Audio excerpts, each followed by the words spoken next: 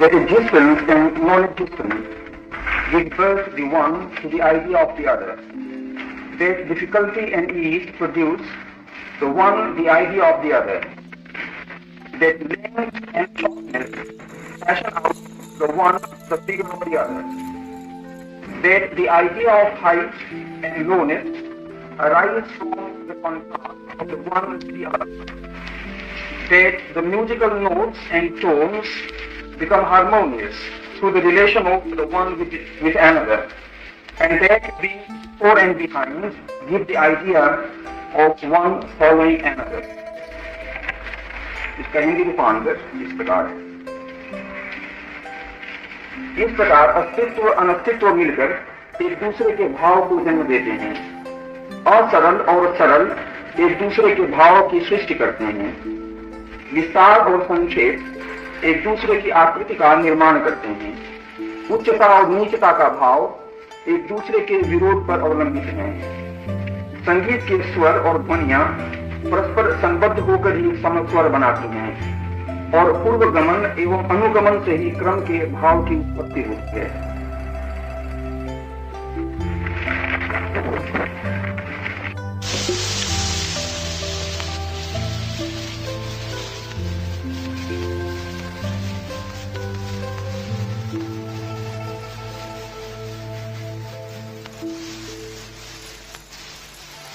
जो विरोधी है, जो विपरीत है, वही संगी भी है, वही साथी भी।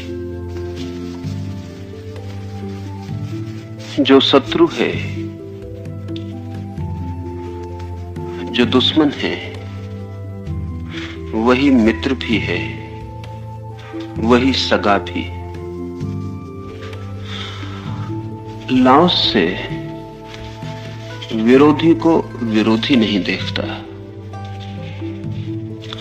दूर को दूर नहीं मानता, विपरीत को विपरीत नहीं।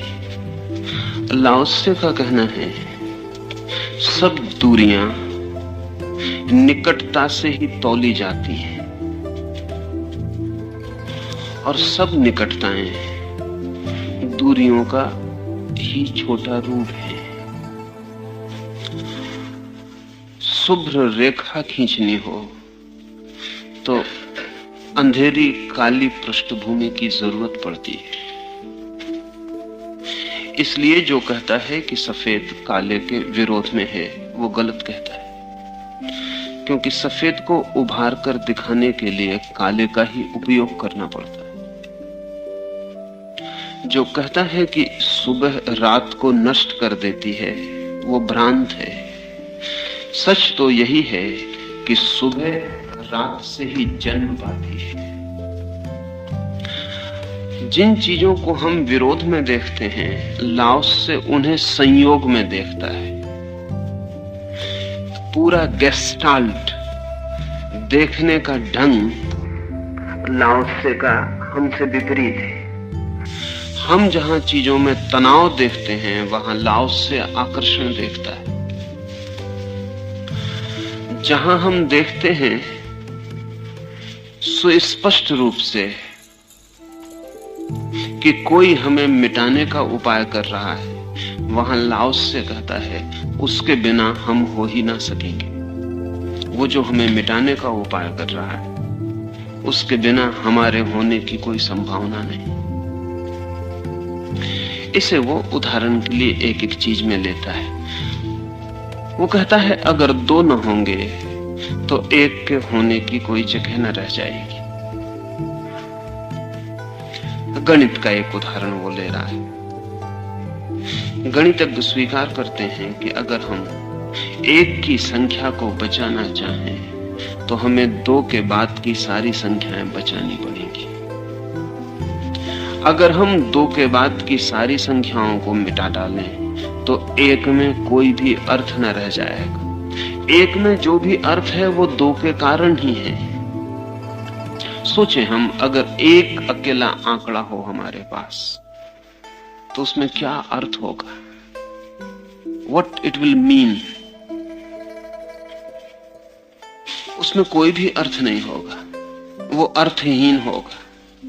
उसमें जो अर्थ आता है वो तो 2, 3, 4, वो 9 तक जो फैला हुआ विस्तार है उसी से आता है। अगर हम एक के बाद की सारी संख्याएं हटा दें तो एक अर्थहीन हो जाएगा। लाओस से कहता है एक 2 से अलग नहीं है, 2 का ही हिस्सा है।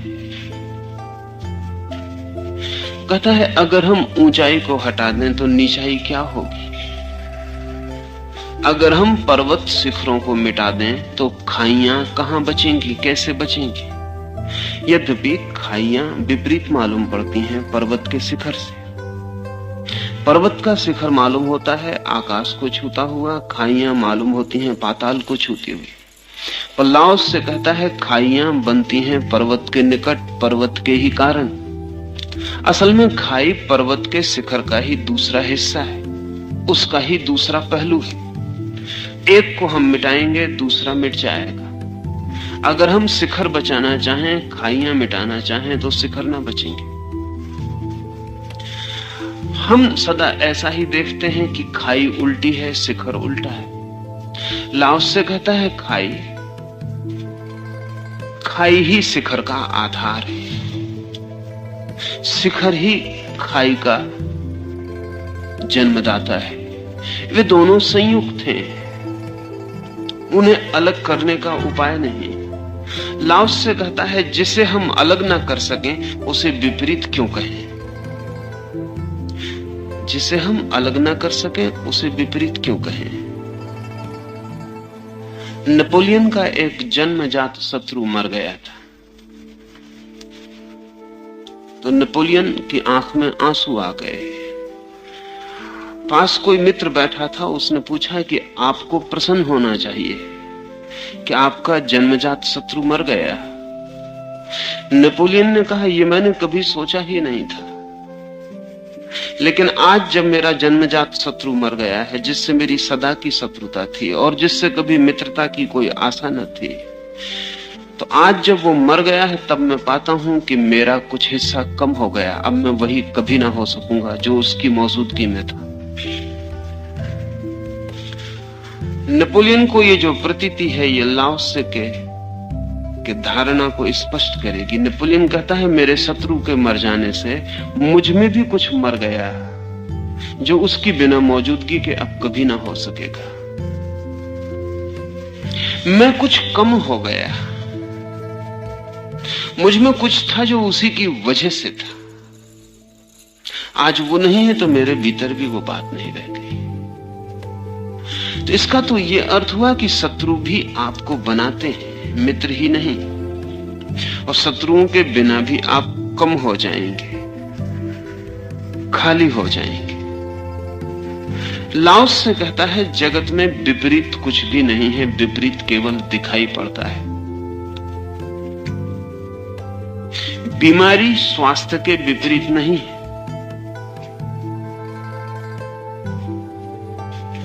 और अगर हम मेडिकल साइंस से पूछें तो वो भी कहेगी कि बीमारी भी स्वास्थ्य का ही हिस्सा है। बीमार होने के लिए भी स्वस्थ होना जरूरी है।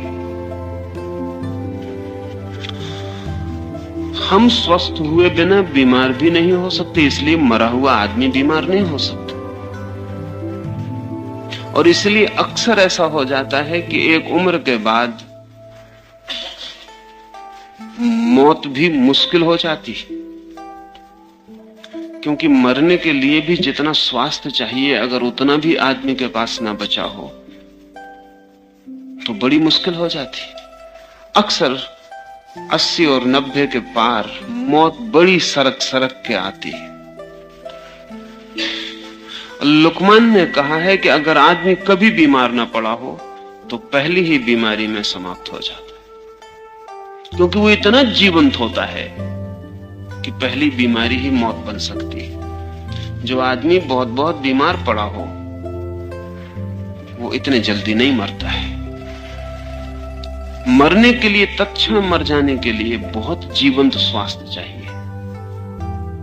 ये उल्टी बातें दिखाई पड़ती हैं। हम तो स्वास्थ्य के विपरीत देखते हैं बीमारी को, लेकिन अगर हम भीतर से भी देखें तो भी हमें पता चलेगा कि बीमारी स्वास्थ्य की रक्षा का उपाय है। जब आप बीमार होते हैं तो आपका शरीर स्वास्थ्य की रक्षा के लिए जो कठिन चेष्टा कर रहा है वही आपकी बीमारी। एक आदमी को बुखार आ गया है, बुखार कुछ भी नहीं है सिवाय इसके कि शरीर स्वस्थ रहने की इतनी चेष्टा कर रहा है कि उत्तप्त हो गया है, गर्म हो गया है, इतना लड़ रहा है स्वस्थ होने के लिए कि बीमार हो गया है।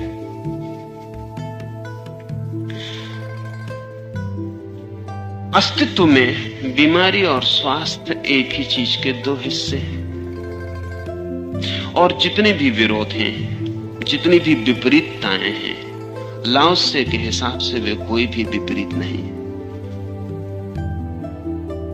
अगर कोई आदमी सोचता हो कि अपमानित मैं कभी ना हूं, तो वो ध्यान रखे वो सम्मानित कभी ना हो सकेगा।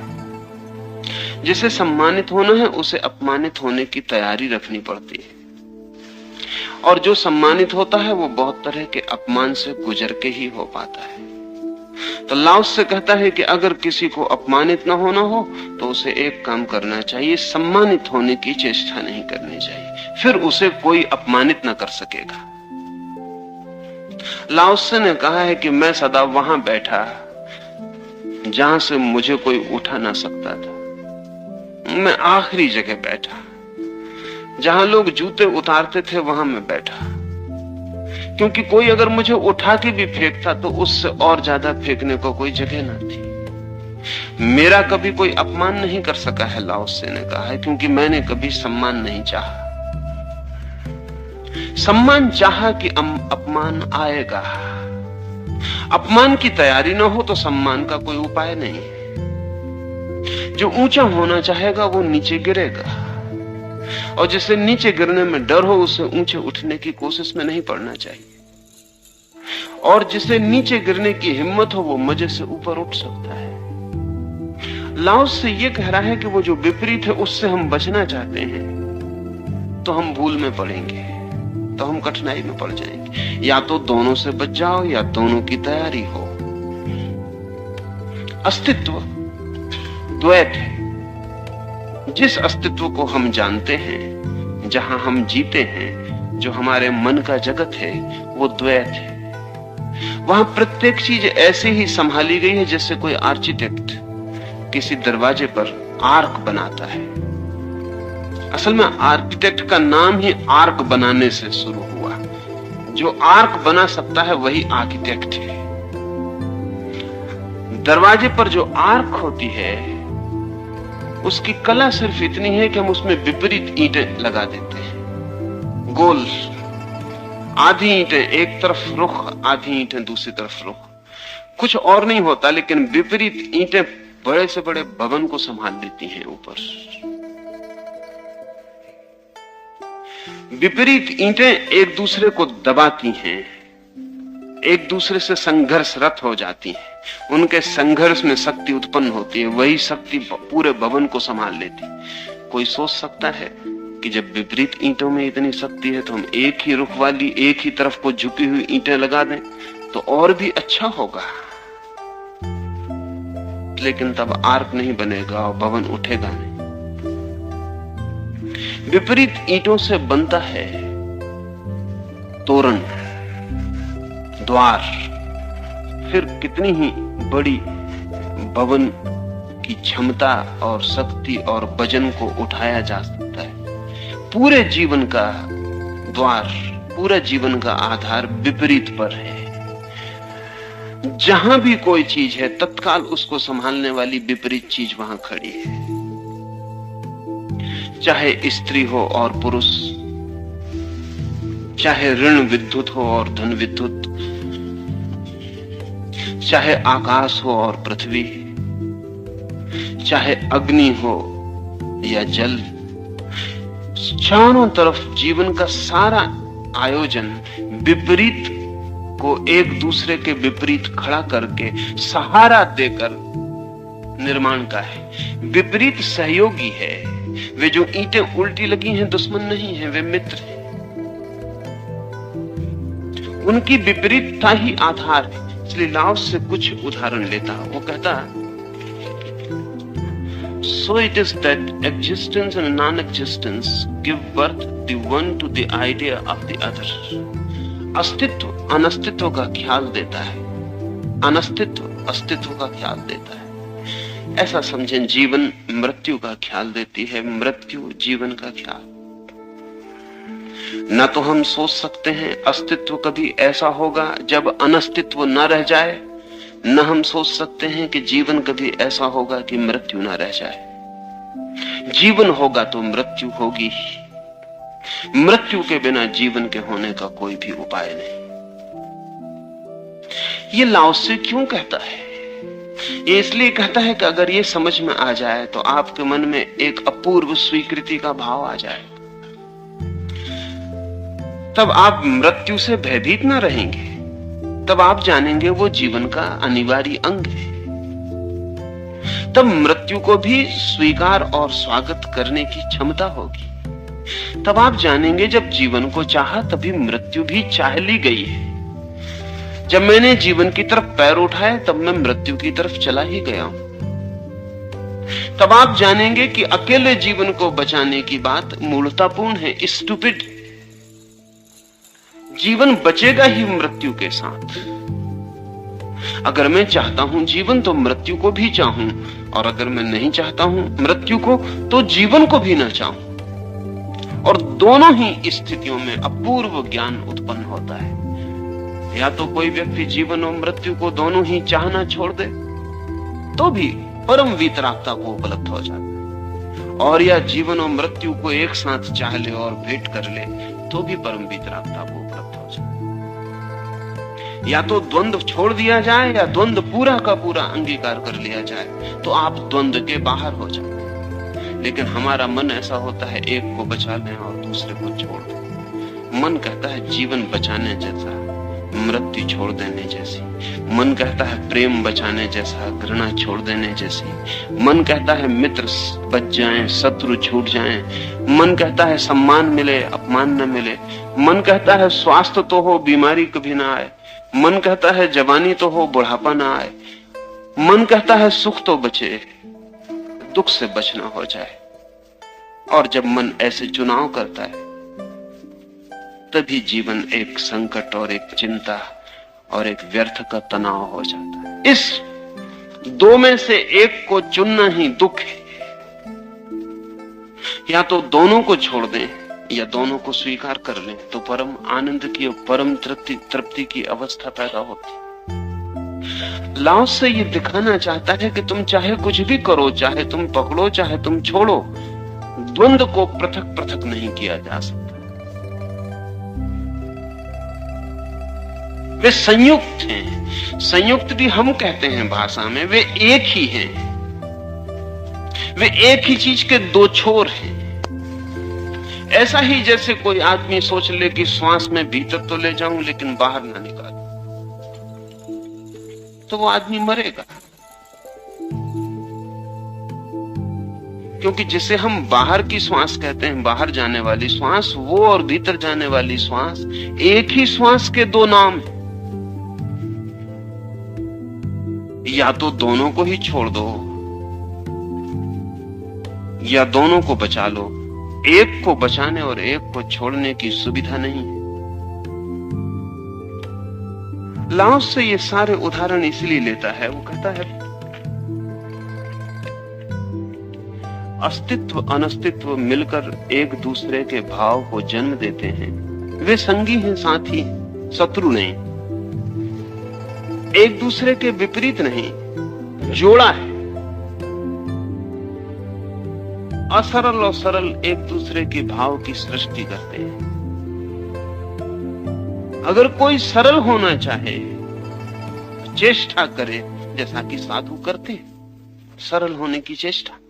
और इसलिए साधु जितनी सरल होने की चेष्टा करते हैं उतने ही जटिल और कॉम्प्लेक्स हो जाते। सरल होने की कोई चेष्टा करेगा तो जटिल हो जाएगा। हाँ, ये हो सकता है कि सरल होने में वो दो वस्त्र बचा ले, लंगोटी बचा ले, एक बार भोजन करने लगे, झाड़ के नीचे सोने लगे, ये सब हो सकता है। लेकिन फिर भी सरलता नहीं होगी। झाड़ के नीचे सोना इतना प्रयोजन और इतनी आयोजना से है, झाड़ के नीचे सोना इतनी व्यवस्था और अनुशासन से है, झाड़ के नीचे सोना इतने अभ्यास से है कि इस अभ्यास के पीछे जो चित्त है वो जटिल हो जाए, वो कठिन हो जाए। सरलता का अर्थ ही यही है कि महल के भीतर भी व्यक्ति ऐसे ही सो जाए जैसे झाड़ के नीचे।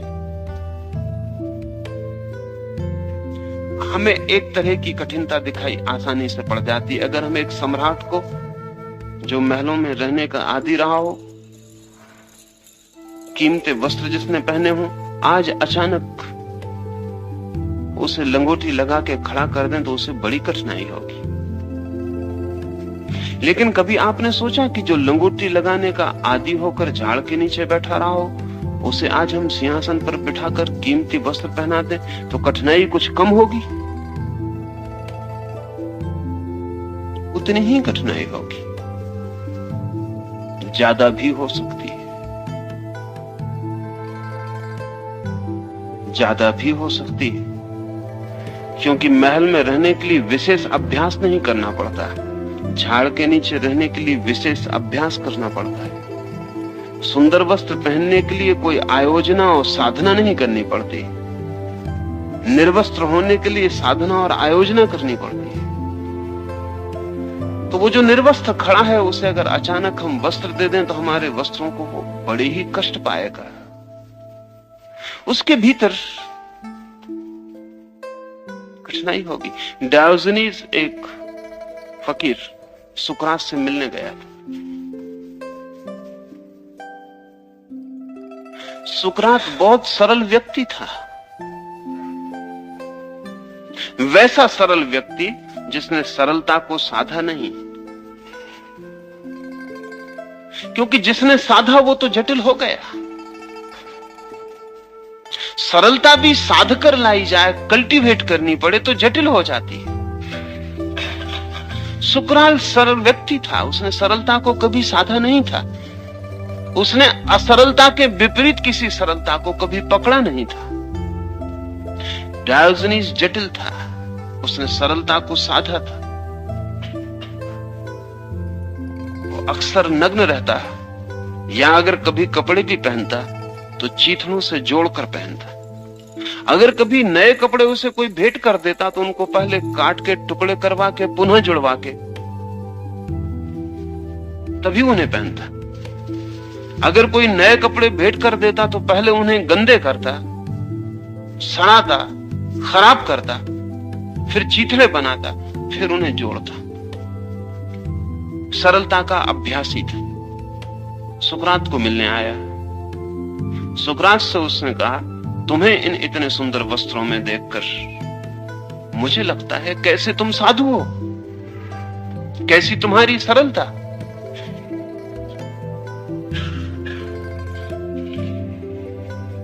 सुकरात हंसने लगा और उसने कहा, हो सकता है सरल मैं ना हूं, हो सकता है तुम जो कहते हो वो ठीक है। डायोजनीज नहीं समझ पाया होगा कि सरल व्यक्ति का ये लक्षण। तो डायोजनीज ने कहा कि तुम खुद ही स्वीकार करते हो, यही तो मैंने लोगों से कहा था कि सुकरात सरल आदमी नहीं है। तुम खुद भी स्वीकार करते हो, मोहर लगाते हो मेरी बात पर। सुकरात ने कहा, तुम कहते हो तो इनकार करने का मैं कोई कारण नहीं पाता हूं, असरल ही होऊंगा। डायोजनीज खिलखिला के हंसने लगा। जब वो उतर रहा था नीचे तो सुकरात का शिष्य प्लेटो उसे द्वार पर मिला। उसने प्लेटो से कहा कि सुनो, तुम्हारे गुरु ने लोगों के सामने स्वीकार की है ये बात कि वो सरल नहीं। प्लेटो ने नीचे से ऊपर तक देखा और कहा कि तुम्हारे फटे चीथड़ों में जो छेद हैं उनमें से सिवाय अहंकार के और कुछ भी दिखाई नहीं पड़ता है। तुम कृपा करके नंगे कभी मत होना, नहीं तो सिवाय अहंकार के कुछ भी दिखाई नहीं पड़ेगा। तुम्हारे छेद में से सिर्फ अहंकार ही दिखाई पड़ता है। प्लेटो ने कहा, तुम समझ ही नहीं पाए, यही तो सरल आदमी का लक्षण है कि तुम उससे कहने जाओ कि तुम सरल नहीं हो तो वो स्वीकार कर लेगा। और तुम्हारी ये घोषित सरलता बड़ी असरल है, बहुत जटिल है।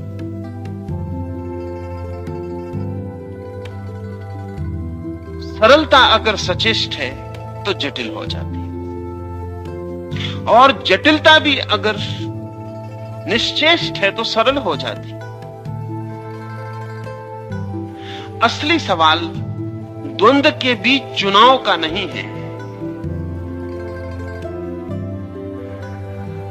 जब भी हम दो में से किसी एक को चुनते हैं तो बड़ी मजे की बात यह है कि उससे विपरीत तत्काल मौजूद हो जाता है।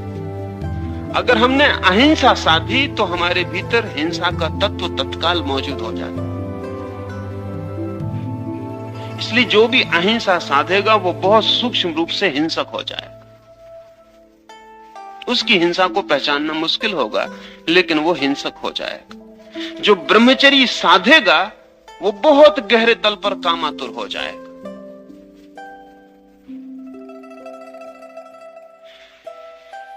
विपरीत के बिना हम कुछ साध ही नहीं सकते, क्योंकि साधने के लिए विपरीत से लड़ना पड़ता है।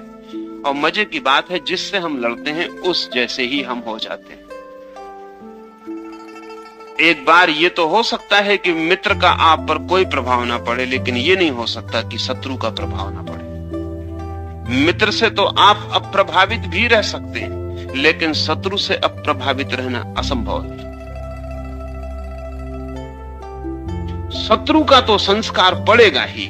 अगर किसी ने तय किया कि मैं हिंसा का शत्रु हूं, तो वो कितनी ही अहिंसा साध ले, भीतर गहरे में वो हिंसक ही बना रहेगा। और किसी ने अगर निर्णय लिया कि मैं निरअहंकारी होकर रहूंगा, अहंकार पोंछ डालूंगा, तो डायोजनीस जैसी हालत होगी। चीथड़ों के छेदों से सिवाय अहंकार के कुछ भी दिखाई नहीं पड़ेगा।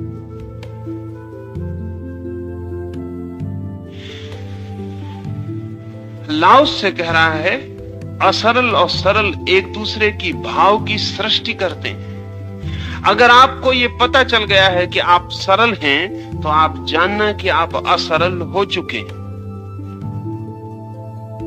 अगर आपको यह ख्याल आ गया कि मैं अहिंसक हूं, तो आप जानना कि आपकी हिंसा पुष्ट हो चुकी है। अगर आप कहने लगे कि मैं ब्रह्मचर्य को उपलब्ध हो गया हूं, तो आप जानना कि आप अब ब्रह्मचर्य की खाई में गिर गए। अगर आपने कहीं घोषणा की कि मैंने ईश्वर को पा लिया है, तो आप पक्का समझ लेना कि आपका हाथ ईश्वर पर से छिटक गया है। ये जो घोषणाएं हैं, ये घोषणाएं हम विपरीत के लिए ही तो कर रहे हैं, और विपरीत से बचा नहीं जा सकता। इसलिए सरलता अघोषित होती है। जिसमें होती है उसे भी उसका पता नहीं होता। इसे ऐसा समझें, जब आप स्वस्थ होते हैं तो आपको स्वास्थ्य का कोई पता नहीं होता। स्वास्थ्य का पता सिर्फ बीमार आदमी को होता है। बड़ी उल्टी लगती बात, पर ऐसा ही सत्य है। अगर आप बिल्कुल स्वस्थ हैं तो आपको स्वास्थ्य का पता ही नहीं होता। बीमारी खटकती है तो स्वास्थ्य का पता चलता है। बीमारी दरवाजा ठकठकाती है तो स्वास्थ्य का पता चलता है। सिर्फ बीमार लोग शरीर के प्रति बोध से भरे होते हैं। स्वस्थ आदमी को शरीर का बोध नहीं होता। इसलिए आयुर्वेद में तो स्वस्थ आदमी का लक्षण है विदेह भाव, द फीलिंग ऑफ बॉडीलेसनेस। वही आदमी स्वस्थ है जिसे बॉडी का, शरीर का पता नहीं चलता। अगर पता चलता है तो वो बीमार है। असल में जिस हिस्से में आपको पता चलता है शरीर का, वो हिस्सा बीमार होता है। अगर आपको पता चलता है कि पेट है, तो उसका मतलब पेट बीमार है। आपको पता चलता है कि सिर है, तो उसका अर्थ है कि सिर बीमार है। आपको कभी सिर का पता चला है? हेडेक के बिना हेड का कोई पता नहीं चलता।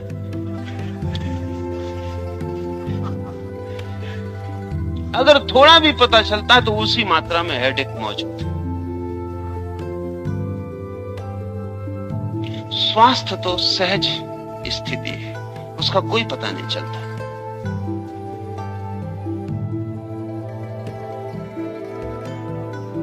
जिस दिन कोई व्यक्ति सच में सरल हो जाता है, उसे पता ही नहीं चलता कि वो सरल है। वो इतना सरल हो जाता है कि दूसरे उससे आके कहें कि तुम असरल मालूम पड़ते हो, तो वो स्वीकार कर लेगा।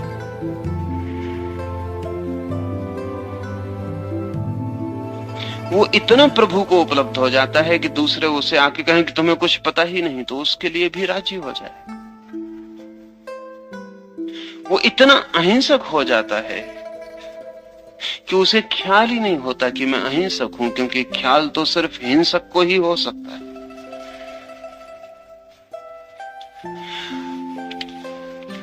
विस्तार और संक्षेप एक दूसरे की आकृति का निर्माण करते हैं।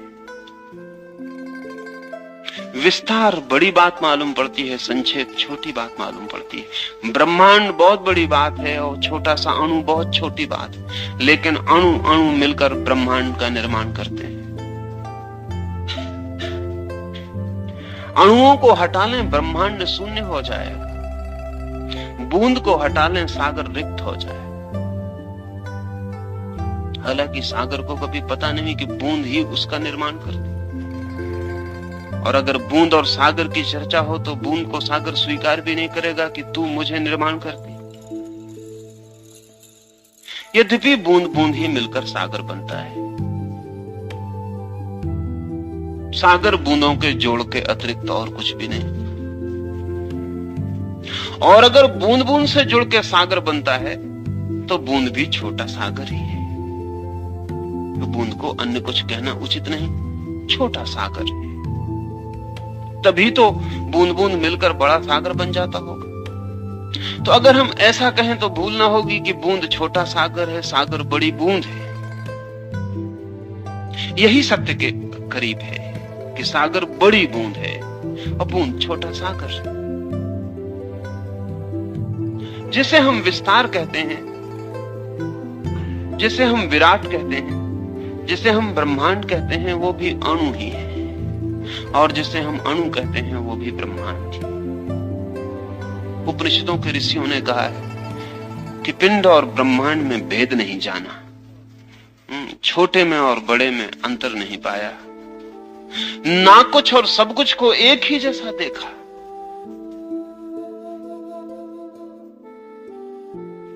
लाओस से कहता है कि ये जो हमें इतना इतना भेद दिखाई पड़ता है, ये सारा का सारा भेद भ्रांति है।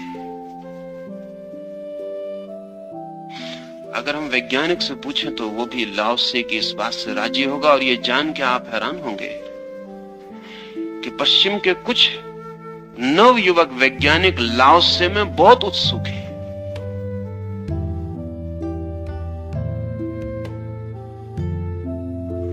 और इस संबंध में भी चिंतना चलती है वैज्ञानिकों में कि क्या कभी लाओसे को आधार बनाकर किसी नए विज्ञान का जन्म हो सकेगा।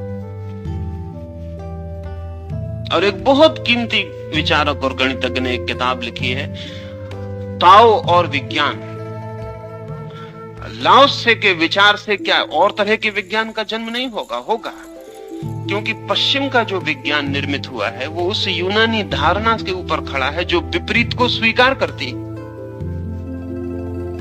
पश्चिम का सारा विज्ञान अरिस्टोटेलियन है, अरस्तु के सिद्धांत पर खड़ा है, और लाओसे से बड़ा विरोधी अरस्तु का दूसरा नहीं। अगर हम ठीक से समझें तो दुनिया में दो ही विचार हैं, एक अरस्तु का और एक लाओसे का।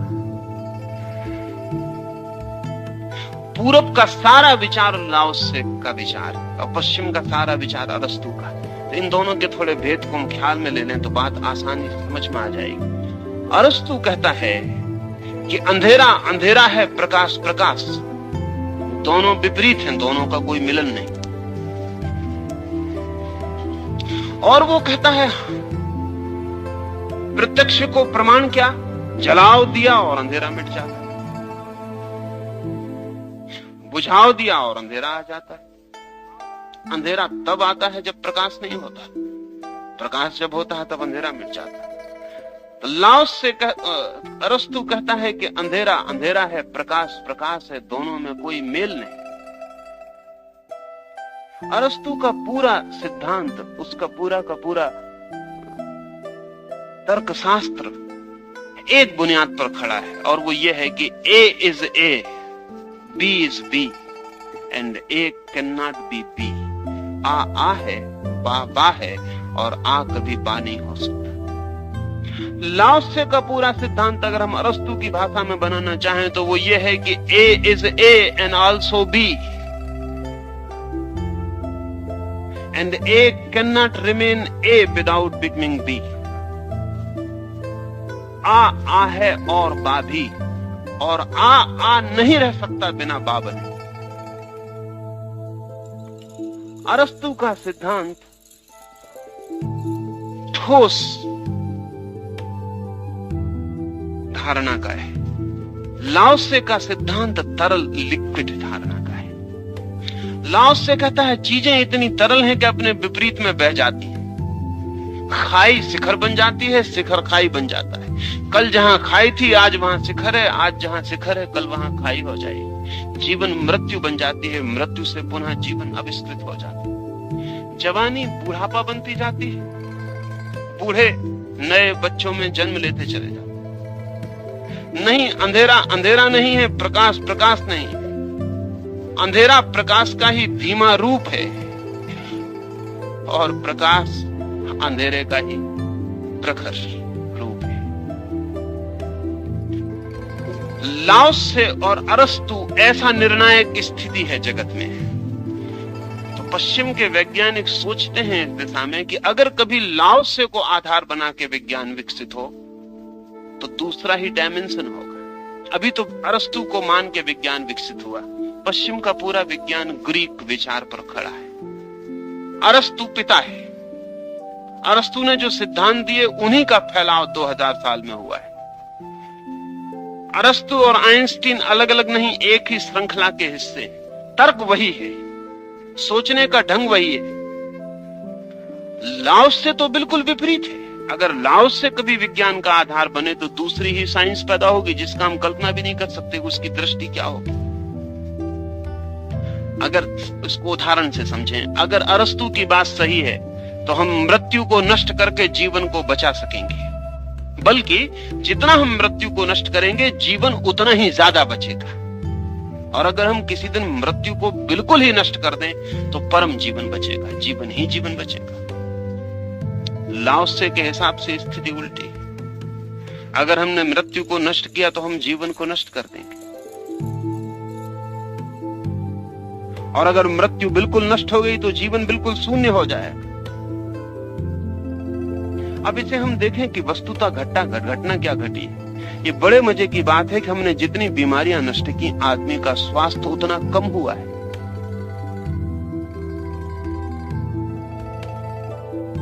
आदमी का स्वास्थ्य अच्छा नहीं हुआ है बीमारियां घटने से। लाओत्से के जमाने का आदमी जितना स्वस्थ था उतने स्वस्थ हम नहीं हैं। हालांकि लाओत्से के जमाने में बीमारियों से लड़ने के इतने उपाय नहीं थे जितने हमारे पास हैं। आदमी जंगल का आदिवासी है, उसके पास बीमारी से लड़ने के बहुत उपाय नहीं है। बीमारियां बहुत हैं, उपाय बिल्कुल नहीं है। स्वस्थ वो हमसे बहुत ज्यादा है, और स्वास्थ्य के उसके इतने प्रमाण है कि हैरानी होती है। अफ्रीकी जंगल में आज भी जो असभ्य कौमें हैं, उनके शरीर पर बनाया गया कैसा भी घाव बिना किसी इलाज के 48 घंटे में भर जाता है। बिना किसी इलाज के कुल्हाड़ी मार दी है पैर पर, 48 घंटे में घाव भर जाए। वैज्ञानिक कहते हैं कि उनका स्वास्थ्य अपूर्व है। वही स्वास्थ्य की इतनी ऊर्जा, वही वाइटलिटी 24 घंटे में किसी भी तरह के घाव को भर देती है बिना किसी इलाज के। और या जो इलाज है वो बिल्कुल इलाज नहीं है। कोई पत्ता बांध लिया है, उसका क्या, उससे कोई लेना देना नहीं, उसका कोई साइंटिफिक संबंध नहीं है पत्ते से उस घाव के भरने का। पत्ता तो सिर्फ बहाना है, शरीर ही घाव को भर लेता है। अफ्रीका के जंगल के आदिवासी के पास बीमारियां बहुत हैं चारों तरफ,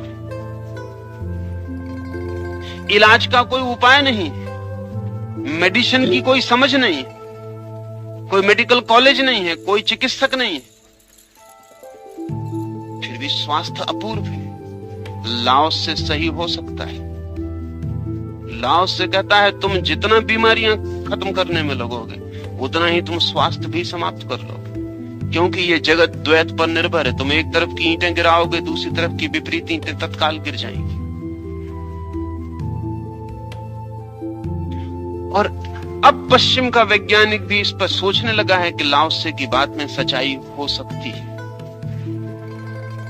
कहानी है पुरानी कि लाओत्से को मानने वाला एक बूढ़ा अपने जवान बेटे के साथ, बूढ़े की उम्र है कोई 90 वर्ष, अपने जवान बेटे के साथ दोनों अपने बगीचे में, जहां बैल या घोड़े जोतना चाहिए, पानी की मोट में दोनों जुट के और पानी खींच रहे हैं। कन्फ्यूशियस वहां से गुजरता है। कन्फ्यूशियस और लाओत्से में वैसा ही विपरीत भेद है जैसा अरस्तु और लाओत्से में। कन्फ्यूशियस अरिस्टोटेलियन है, उसके सोचने का ढंग अरस्तु जैसा है, इसलिए पश्चिम कन्फ्यूशियस को बहुत सम्मान दिया पिछले 300 वर्षों में। लाओत्से का सम्मान अब बढ़ रहा है, अब ख्याल में आया है, क्योंकि विज्ञान बड़ी अजीब हालत में पड़ गया और बड़ी मुश्किल में पड़ गया। कन्फ्यूशियस गुजरता है बगीचे के पास से, देखता है 90 साल का बूढ़ा अपने 30 साल के जवान बेटे को, दोनों जुटे हैं, पसीने से तरबतर हो रहे हैं, पानी खींच रहे हैं। कन्फ्यूशियस को दया आई, उसने कहा, पागल, तुम्हें पता नहीं मालूम होता है। बूढ़े के पास जाकर उसने कहा कि तुम्हें पता है कि अब तो शहरों में हमने घोड़ों से या बैलों से पानी खींचना शुरू कर दिया, तुम क्यों जुटे हुए हो इसके भीतर? उस बूढ़े ने कहा, जरा धीरे कहो, मेरा जवान बेटा ना सुन ले। कन्फ्यूशियस बहुत हैरान हुआ, उसने कहा, जरा थोड़ी देर से आना, जब मेरा बेटा घर भोजन करने चला जाए। जब बेटा चला गया, कन्फ्यूशियस वापस आया, उसने कहा, तुमने बेटे को क्यों ना सुनने दिया? उस बूढ़े ने कहा कि मैं 90 साल का हूं और अभी 30 साल के जवान से लड़ सकता हूं,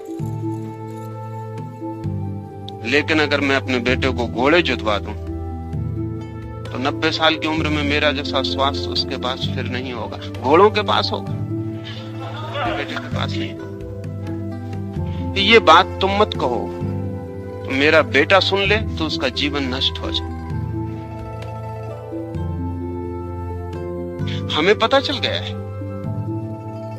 हमें पता चल गया है कि शहरों में घोड़े जुतने लगे, और हमें यह भी पता चल गया है कि मशीनें भी बन गई हैं जो पानी को कुएं से खींच ले, और हमारा बेटा चाहेगा कि मशीनों से खींच ले, लेकिन जब मशीनें कुएं से पानी खींचेंगी तो बेटा क्या करेगा?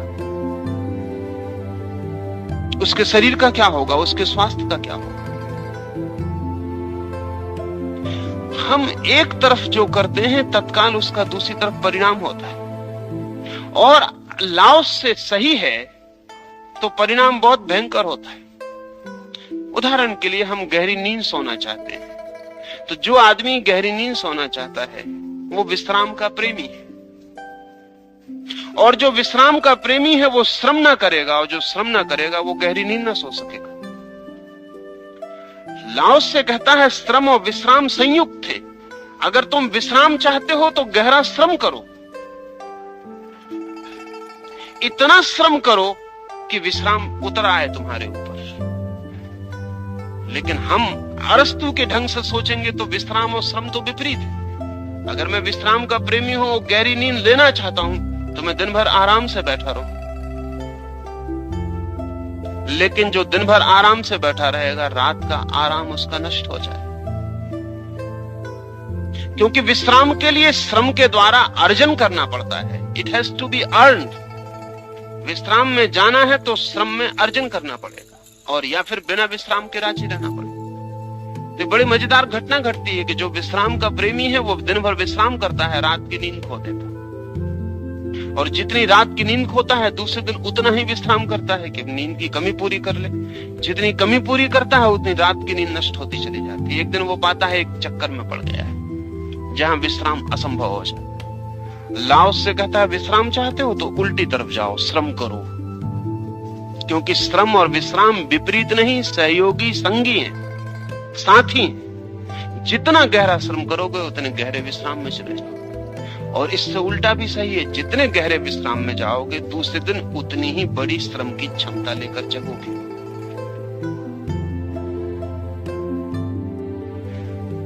अगर ये ख्याल आ जाए तो लाओत्से कहेगा कि सवाल विपरीत को नष्ट करने का नहीं है, सवाल विपरीत के उपयोग करने का है।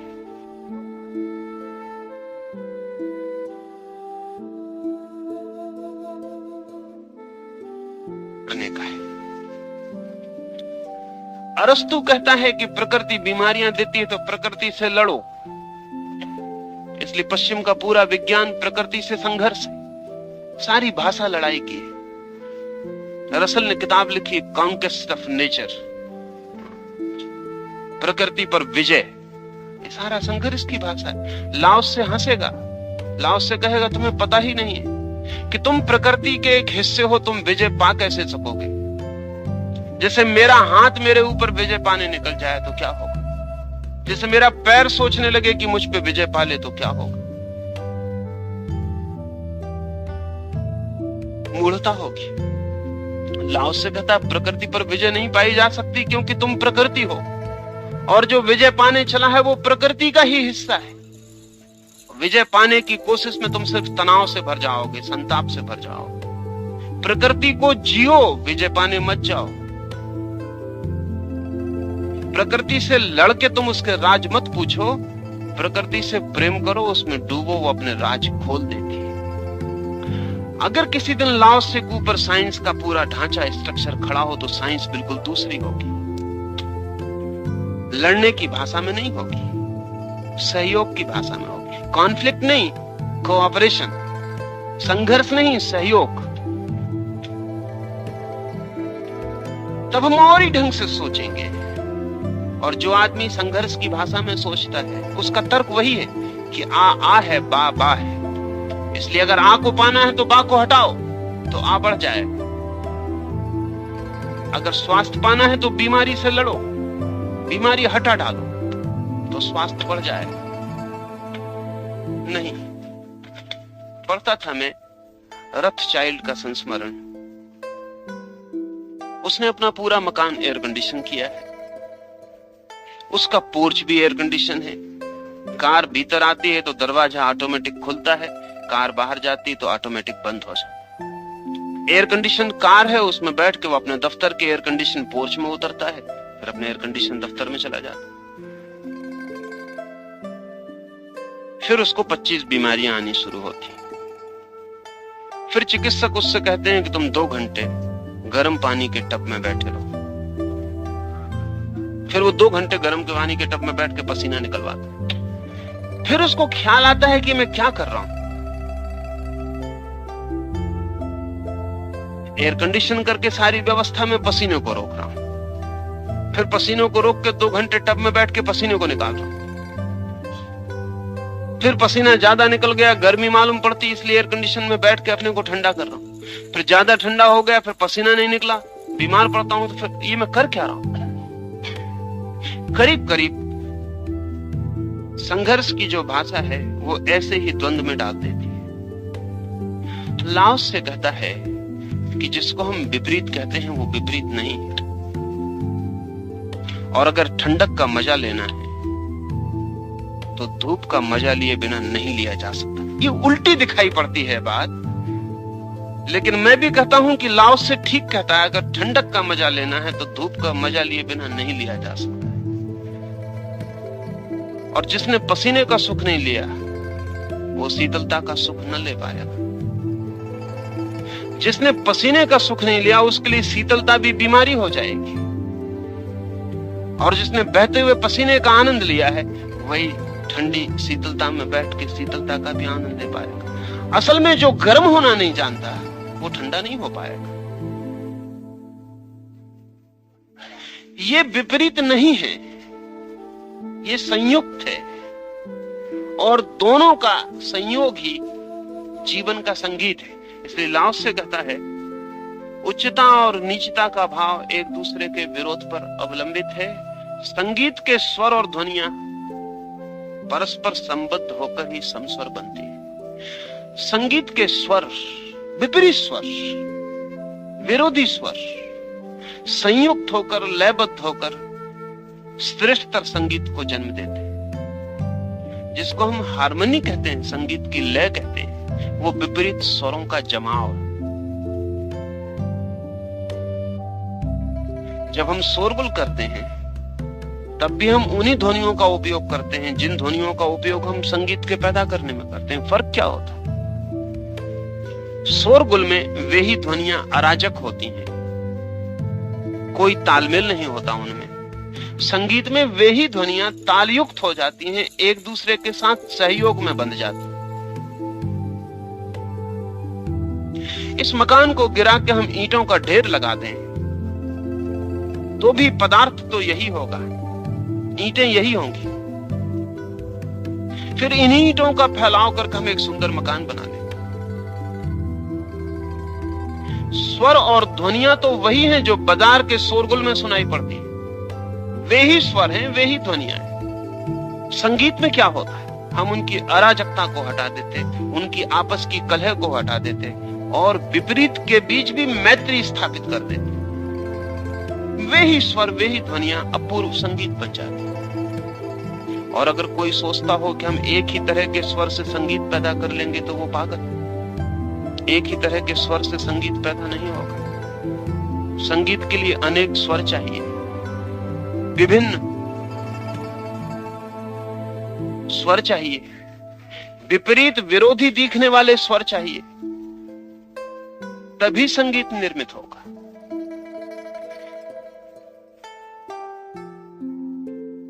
ये जो हमारे मन में बचपन से ही बैठी हुई अरिस्टोटेलियन धारणा है, उससे मुक्त हुए बिना लाओत्से को समझना बहुत कठिन है।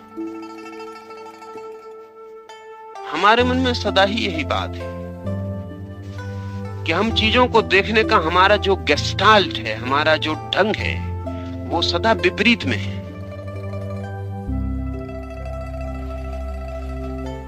हम कहीं भी कुछ देखते हैं तो तत्काल विपरीत की भाषा में उसे तोड़कर सोचते हैं।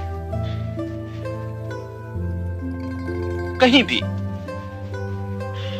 अगर एक व्यक्ति आपकी आलोचना कर रहा है तो आप तत्काल सोचते हैं वो शत्रु।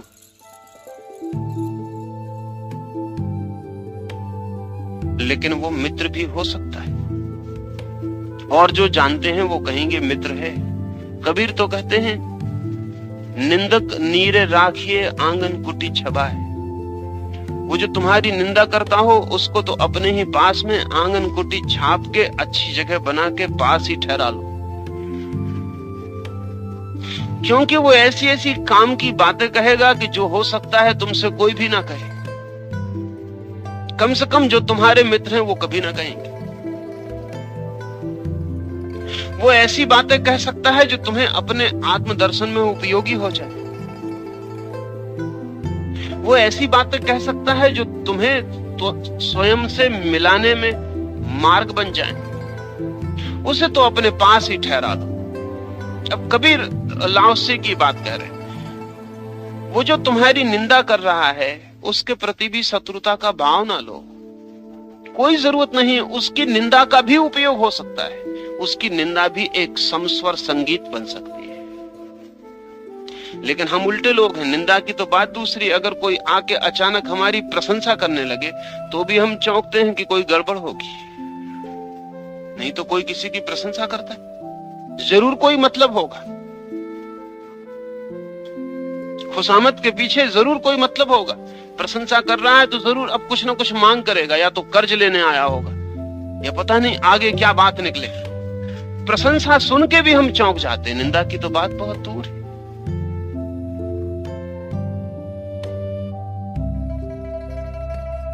लाओत्से जीवन को देखने की जो हमारी व्यवस्था है, एक व्यवस्था तो यह है कि हम सारे जगत की शत्रुता में खड़े हैं। बीमारी भी दुश्मन है, मौत भी दुश्मन है, बुढ़ापा भी दुश्मन है, आसपास के लोग भी दुश्मन है, प्रकृति भी दुश्मन है, समाज भी दुश्मन है। सारा जगत, सारा परमात्मा हमारे खिलाफ लगा हुआ है और एक हम है। इस सारे संघर्ष को पार करके हमें जीना है। एक तो ये गेस्टाल्ट है, एक तो ये ढंग है, और दूसरा ढंग ये है कि चांद तारे और आकाश और पृथ्वी और परमात्मा और समाज और पशु और पक्षी और वृक्ष और पौधे और सब, बीमारी भी, दुश्मन भी, मौत भी मेरे साथी हैं, संगी, सब मेरे जीवन के हिस्से। उन सबके साथ ही मैं हूं। मैं उनके बिना ना हो पाऊंगा। ये दूसरा गेस्टाल्ट है, ये जिंदगी का दूसरा ढंग है। निश्चित ही पहले ढंग का अंतिम परिणाम चिंता होगी, एंजाइटी होगी। अगर सारी दुनिया से लड़ना ही लड़ना है, 24 घंटे सुबह से सांझ तक लड़ना ही लड़ना है, तो जिंदगी आनंद नहीं हो सकती। और लड़के भी मरना ही पड़ेगा, रोज रोज हारना ही पड़ेगा, क्योंकि लड़के भी कौन जीता है?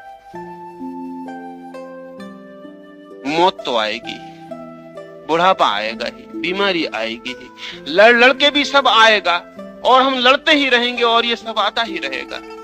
तो इसका अंतिम परिणाम क्या होगा? हम सिर्फ खोखले हो जाएंगे और चिंता के सिवाय हमारे भीतर कोई अस्तित्व नहीं रह जाएगा। पश्चिम के विज्ञान के चिंतन ने करीब करीब ऐसी हालत पैदा कर दी। हर चीज से लड़ना है, सब चीज से भयभीत होना है, क्योंकि जब लड़ना है तो भयभीत हो, और जब लड़ना है तो हर एक के विपरीत सुरक्षा का आयोजन करना है। हिटलर शादी नहीं किया इसलिए कि शादी कर ले तो कम से कम एक स्त्री तो कमरे में सोने की हकदार हो जाएगी, और रात वो गर्दन दबा दे।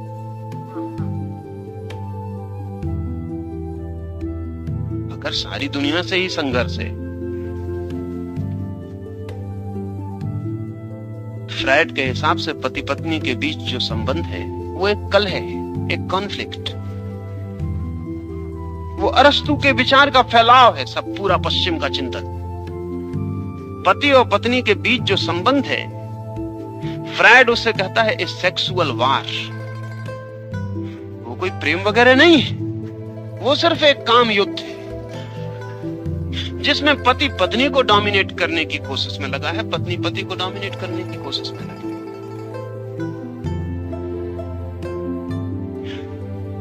जो होशियार हैं वो इस अधिकार की और डोमिनेशन की कोशिश को शिष्ट ढंगों से करते हैं। जो गंवार हैं वो सीधा लठ उठा के संघर्ष कर रहे हैं। बाकी संघर्ष है, ये एक गेस्टाल्ट है जिसमें सभी संबंध ऐसे हो जाएंगे। ऐसा नहीं कि प्रकृति और मनुष्य का संबंध ही विकृत होगा। जब संबंध विकृत होने की दृष्टि होगी तो कोई भी संबंध नहीं बचेगा। बाप और बेटे के बीच तब संघर्ष। तुर्गनेव की किताब है बहुत प्रसिद्ध, फादर्स एंड सन्स, पिता और पुत्र, जिसमें तुर्गनेव ने यह कहा है कि पिता और पुत्र के बीच निरंतर संघर्ष, कोई संबंध नहीं सिवाय संघर्ष के। बेटा जो है वो बाप का हकदार है, इसलिए बाप को हटाने की कोशिश में लगा है। वो जगह छोड़ दे, बेटा उसकी जगह बैठ जाए।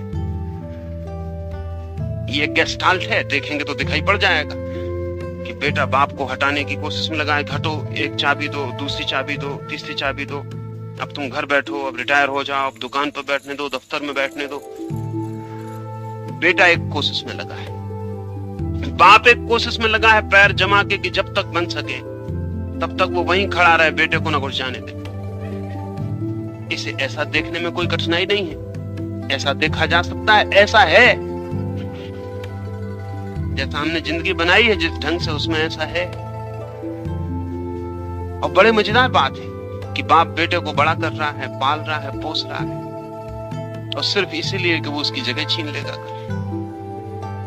उसको शिक्षित कर रहा है सिर्फ इसलिए कि कल वो उसके खाते बही पे कब्जा कर लेगा। उसको बीमारी से बचा रहा है, उसको शिक्षित कर रहा है, उसको बड़ा कर रहा है इसलिए कि कल वो चाबी छीन ले। माँ बेटे की शादी करने के पीछे पड़ी है, कल उसकी पत्नी आ जाएगी और वो पत्नी सब छीनना शुरू कर देगी, और तब कलह शुरू होगी और वो कलह जारी रहेगी। गेस्टाल्ट क्या है हमारे देखने का? अगर हम जीवन को एक कलह, एक कॉन्फ्लिक्ट, एक संघर्ष, एक स्ट्रगल की भाषा में देखते हैं, तो धीरे धीरे जीवन के सब परतों पर और सब संबंधों में संघर्ष हो जाएगा। तब व्यक्ति अकेला बचता है और सारा जगत उसके विपरीत शत्रु की तरह खड़ा है। सारा जगत प्रतिस्पर्धा में और अकेला मैं बचा हूं। स्वभावता है इतने बड़े जगत के खिलाफ प्रतिस्पर्धा में खड़े होकर सिवा चिंता के पहाड़ के और क्या मिलेगा। और चिंता के बाद भी विजय का कोई उपाय नहीं है, क्योंकि पराजय ही होने वाली है। बुढ़ापा आएगा ही, मौत आएगी ही, सब डूब ही जाएगा। चाहे बाप कितना ही लड़े, बेटे को दे ही जाना पड़ेगा। चाहे सास कितनी ही लड़े, बहू के हाथ में शक्ति पहुंच ही जाएगी।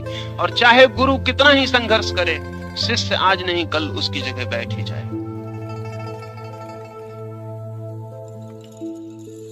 बायजीद ने एक सूत्र लिखा है कि जिन जिन को मैंने धनुर्विद्या सिखाई उनका आखिरी निशाना मैं ही बना। जिन जिन ने सीख लिया धनुर्विद्या, बस वो आखिरी निशाना मुझे ही बनाने। वो ठीक ही कहा है। अगर गुरु और विद्यार्थी के शिष्य के बीच संघर्ष है तो यही होगा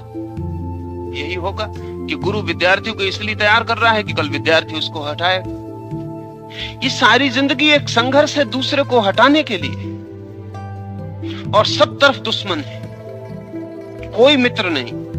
जो मित्र मालूम पड़ते हैं वो थोड़े कम दुश्मन है, बस इतना ही। थोड़े अपने वाले दुश्मन है, इतना ही। कुछ लोग जरा दूर के दुश्मन है, कुछ जरा पास के दुश्मन है। जो पास के हैं जरा ख्याल रखते हैं, जरा दूर के हैं बिल्कुल ख्याल नहीं रखते। बाकी दुश्मनी स्थिर है। लाओस से एक दूसरे गेस्टाल्ट को प्रस्तावित करता है, और लाओस ने जिस तरह से उसे रखा है, आकाश वो कभी आदमी के समझ में आ सके तो हम एक दूसरी ही संस्कृति और दूसरे ही जगत का निर्माण कर ले। वो कहता है तुम अलग हो ही नहीं, इसलिए शत्रुता का सवाल कहां। तुम व्यक्ति हो ही नहीं, क्योंकि व्यक्ति तुम सिर्फ इसीलिए दिखाई पड़ रहे हो कि तुम्हें समष्टि का कोई पता नहीं, लेकिन जहां भी व्यक्ति है वहां समष्टि से जुड़ा है। व्यक्ति हो ही नहीं सकता समष्टि के बिना। तुम हो इसलिए कि और सब हैं। वो जो वृक्ष दरवाजे पर खड़ा है वो भी तुम्हारे होने में भागीदार है। लाओसे ने कहा है अपने एक शिष्य को, जो सामने के वृक्ष से कुछ पत्ते तोड़ने भेजा है उसे किसी ने, वो पूरी शाखा तोड़ के लिए जा रहा है। तो लाओसे उसे रोकता है और कहता है तुझे पता नहीं पागल कि ये वृक्ष अधूरा हुआ तो तू भी कुछ कम हुआ। ये यहां सामने खड़ा था पूरा का पूरा, तो हम कुछ और अर्थों में हरे थे। आज इसका घाव हमारे भीतर भी घाव बन गया। हम इतने अलग नहीं हैं, हम सब जुड़े हैं। हमने पृथ्वी पे से वृक्ष काट डाले। लाओसे तो एक शाखा के तोड़ने पे ये कह रहा है, हमने सारे वृक्ष काट डाले, सारे जंगल गिरा दिए। अब हमको पता चल रहा है कि गलती हो गई। जंगल हमने काटे इसलिए कि हमने सोचा जंगल मनुष्य का दुश्मन, क्योंकि जंगल में मनुष्य को डर था, जंगली जानवर थे, भय था, घबराहट थी। जंगल काट के हमने जमीन साफ करके अपने नगर बसा लिए। हम ये भूल ही गए कि हमारे नगरों में जो पानी गिरता था वो जंगल के बिना नहीं गिरेगा।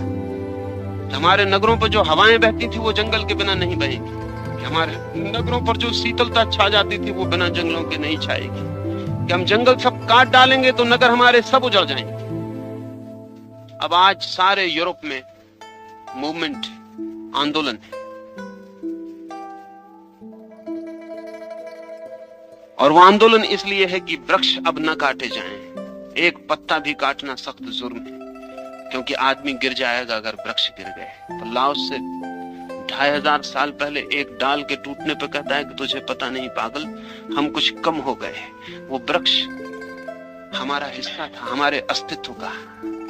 जैसे कि एक तस्वीर में से, एक पेंटिंग में से किसी ने एक कोने में एक वृक्ष को अलग कर लिया हो, तो तस्वीर वही नहीं रह जाती, तस्वीर कुछ और हो जाती। एक छोटा सा ब्रुश, रंग की एक छोटी सी रेखा एक तस्वीर को पूरा बदल देती।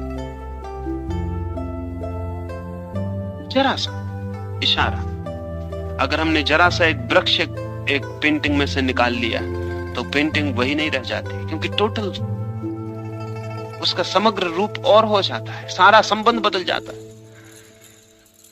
आकाश के और झोपड़े के बीच में जो वृक्ष खड़ा था वो अब नहीं है। अब आकाश और झोपड़े निपट नंगे होकर खड़े हो जाते। हमने काट डाले वृक्ष। हमने सोचा कि हम आदमी के रहने के लिए अच्छी जगह बना लेंगे। हमने जानवर मिटा डाले।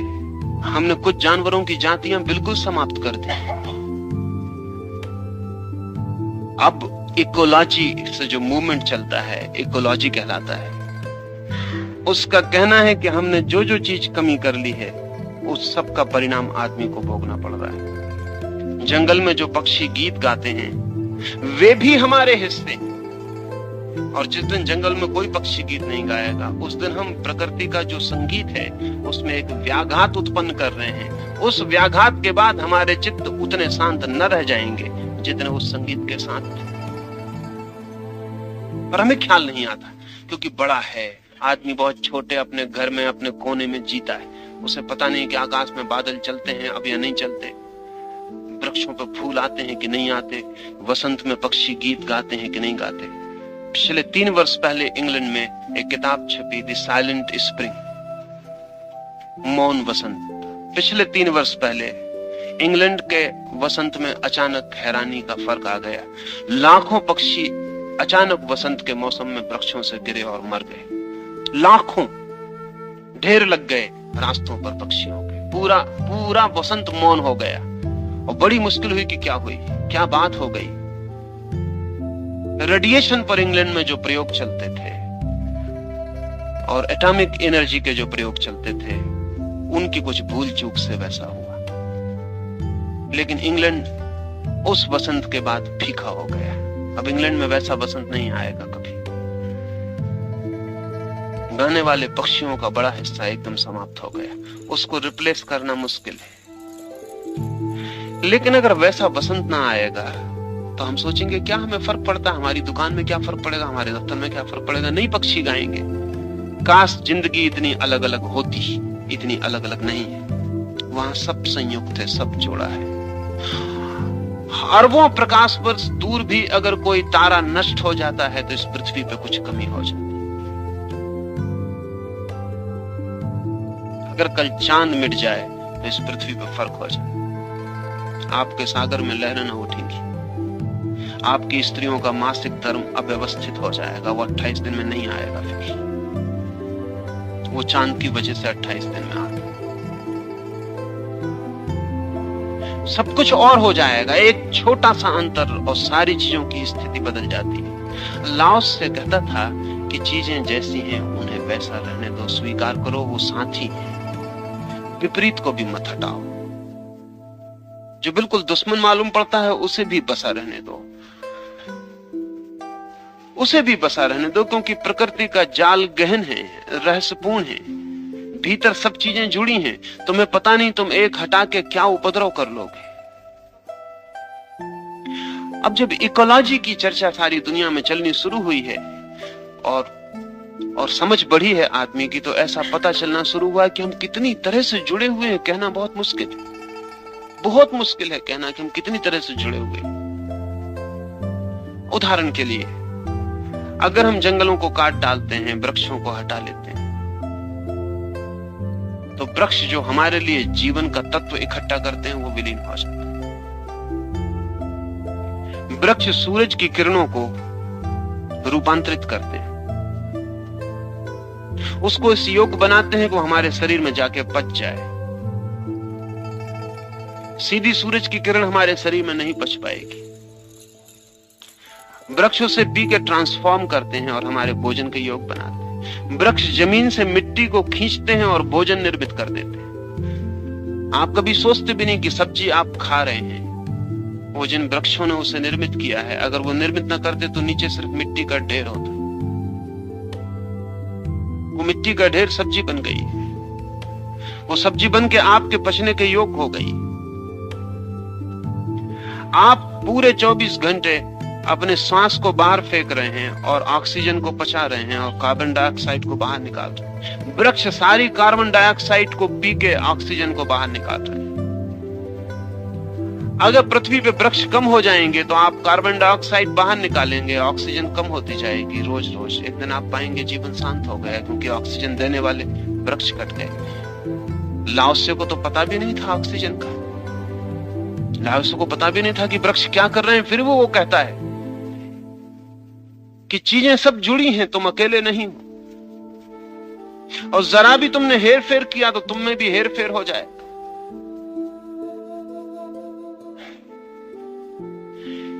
एक इंटीग्रेटेड एग्जिस्टेंस है, एक संयुक्त अस्तित्व है, उसमें अनस्तित्व भी जुड़ा है, उसमें मृत्यु भी जुड़ी है, उसमें बीमारी भी जुड़ी है, उसमें सब संयुक्त है। लाओत्से कहता है कि इन सब के बीच अगर सहयोग की धारणा हो, विजय की नहीं, साथ की, संग होने की, एकात्म की, तो जीवन में एक संगीत पैदा होता है।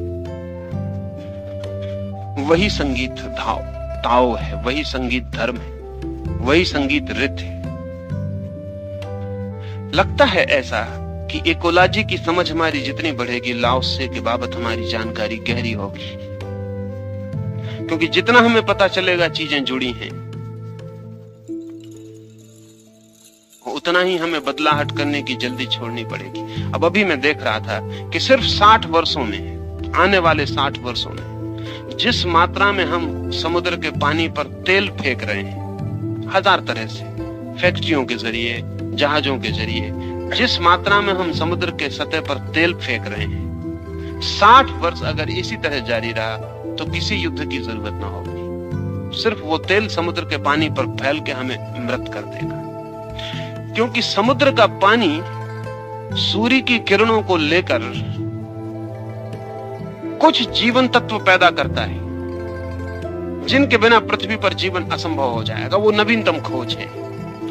और जब समुद्र की सतह पर तेल की परत हो जाती है तो वो तत्व पैदा होना बंद हो जाता है। अब हम साबुन की जगह डिटर्जेंट पाउडर का उपयोग कर रहे हैं। अभी इकोलॉजी की खोज कहती है कि सिर्फ 50 साल अगर हमने साबुन की जगह धुलाई के नए जो पाउडर हैं उनका उपयोग किया तो किसी महायुद्ध की जरूरत नहीं होगी, आदमी उनका उपयोग करके ही मर जाएगा। साबुन जब आप कपड़े को धोते हैं तो मिट्टी में जाके 15 दिन में रीएब्सॉर्ब हो जाती है। 15 दिन में साबुन फिर प्रकृति में विलीन हो जाती है। लेकिन डिटर्जेंट पाउडर को विलीन होने में 150 वर्ष लगते हैं। 150 वर्ष तक वो मिट्टी में वैसा ही पड़ा रहेगा, विलीन नहीं हो सकता। और 15 वर्ष के बाद वो पॉइजनस होना शुरू हो जाएगा और 150 वर्ष तक वो नष्ट नहीं हो सकता। उसका मतलब हुआ कि 135 वर्ष तक वो जहर की तरह मिट्टी में पड़ा रहेगा। और सारी दुनिया जिस मात्रा में उसका उपयोग कर रही, वैज्ञानिक कहते हैं 50 साल, और पूरी की पूरी पृथ्वी पर जो भी पैदा होता है वो सब विषाक्त हो जाए। आप पानी पिएंगे तो जहर पिएंगे और आप सब्जी काटेंगे तो जहर काटेंगे। लेकिन इसकी हमें समझ नहीं होती कि चीजें किस तरह जुड़ी हैं। साबुन महंगी पड़ती है, डिटर्जेंट पाउडर सस्ता पड़ता है, ठीक है, बात खत्म हो गई। सस्ता पड़ता है इसलिए हम उसका उपयोग कर लेते। जो भी हम कर रहे हैं वो संयुक्त है, और जरा सा इंच भर का फर्क बहुत बड़े फर्क लाएगा। लाओत्से किसी भी फर्क के पक्ष में नहीं था। लाओत्से कहता था जीवन जैसा है स्वीकार करो, विपरीत को भी स्वीकार करो, उसका भी कोई रहस्य होगा। मौत आती है उसे भी आलिंगन कर लो, उसका भी कोई रहस्य होगा। तुम लड़ो ही मत, तुम झुक जाओ, ईल्ड करो, तुम चरण पर पड़ जाओ जीवन के, तुम समर्पित हो जाओ, तुम संघर्ष में मत पड़ो। और लाओत्से कहता था अगर तुम समर्पण में पड़ जाओ तो तुम्हारे जीवन में चिंता का लेस मात्र भी पैदा नहीं होता। समर्पित मन को कैसी चिंता? जिसने प्रकृति से शत्रुता नहीं पाली उसको कैसी चिंता? जो लड़ने ही नहीं जा रहा उसे हारने का डर कैसा? उसकी विजय सुनिश्चित है, हार ही उसकी विजय है। लाओत्से सरेंडरिंग के लिए, समर्पण के लिए ये सारे सूत्र कह रहा है। अंतिम सूत्र वो कहता है और पूर्व गमन एवं अनुगमन से ही क्रम के भाव की उत्पत्ति होती। जो पहले चला गया और जो पीछे आएगा उससे ही हम क्रम निर्मित करते हैं। अगर पहले जाने वाला ना जाए तो पीछे आने वाला नहीं आएगा। इसे ऐसा समझें कि घर में एक वृद्ध गुजर गया। हम कभी इसे जोड़ते नहीं कि घर में बच्चे के जन्म के लिए जरूरी है कि वृद्ध गुजर जाए। लेकिन जब घर में वृद्ध गुजरता है तो हम रोते चिल्लाते हैं, और जब घर में बच्चा पैदा होता हम बैंड बाजे बजाते हैं। हालांकि हम कभी इस जोड़ को नहीं देख पाते कि घर से एक वृद्ध का जाना एक बच्चे के लिए जगह खाली करने का आयोजन मात्र। जो पहले गया है वो पीछे आने वाले के लिए जरूरी है। हम वृद्ध को भी रोक लेना चाहते हैं और बच्चे को भी बुला लेना चाहते हैं। ये दोनों संभव नहीं हो सकते। कभी सोचें कि एक घर में अगर 2, 3, 4 पीढ़ियों तक बूढ़े न मरे तो उस घर में क्या हो? उस घर में बच्चे पैदा होते ही से पागल हो जाए। इधर पैदा हुए को उधर पागल हुए। अगर 4-5 पीढ़ी के वृद्ध मौजूद हों घर में तो बच्चों का जीना असंभव है। एक ही पीढ़ी के वृद्ध काफी मुश्किल करते थे। और अगर 4-5 पीढ़ी के वृद्ध होंगे तो 2-3 पीढ़ी के वृद्धों की तो कोई कीमत ही नहीं होगी। उनके पीछे वाले बैठे होंगे और वो इतने अनुभवी होंगे कि बच्चों को सीखने ही ना देंगे। वो इतना जानते होंगे कि बच्चे को जानने का उपाय न रह जाए। वो इतनी सख्ती से बच्चे की गर्दन पर बैठ जाएंगे कि बच्चे को हिलने का मौका न रह जाए।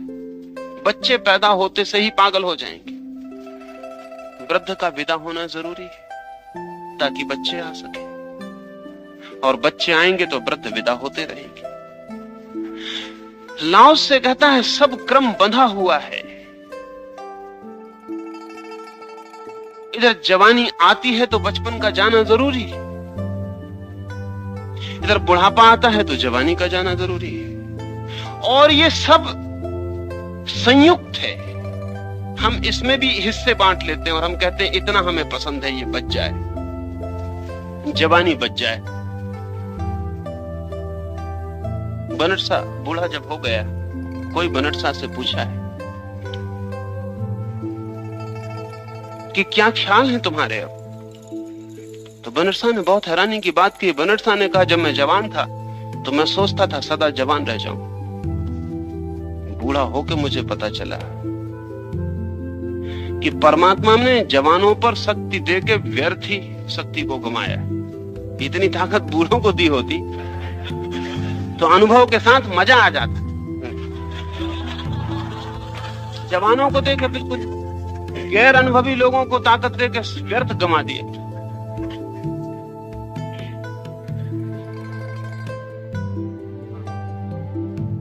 लेकिन अनुभव के बढ़ने के साथ ताकत कम हो जाती। गैर अनुभवी के पास ताकत ज्यादा होती। इस प्रकृति का कुछ राज है। बच्चा सर्वाधिक शक्तिशाली होता है, बूढ़ा सर्वाधिक कमजोर हो जाता। अगर हमारे हाथ में हो, जैसा बनटसा ने सुझाव दिया, अगर हमारे हाथ में हो तो हम ऐसा कहें बच्चे को बिल्कुल कमजोर होना चाहिए, उसके पास कोई ताकत नहीं होनी चाहिए। ताकत तो बूढ़े के पास होनी चाहिए, उसके पास अनुभव है।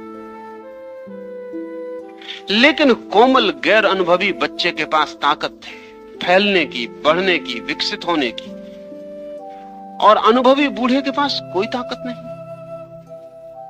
बात क्या है? बात कुछ महत्वपूर्ण है। असल में अनुभव का इकट्ठा होने का अर्थ ही मृत्यु का पास आना है। अनुभव के इकट्ठे होने का अर्थ ही मृत्यु का पास आना है।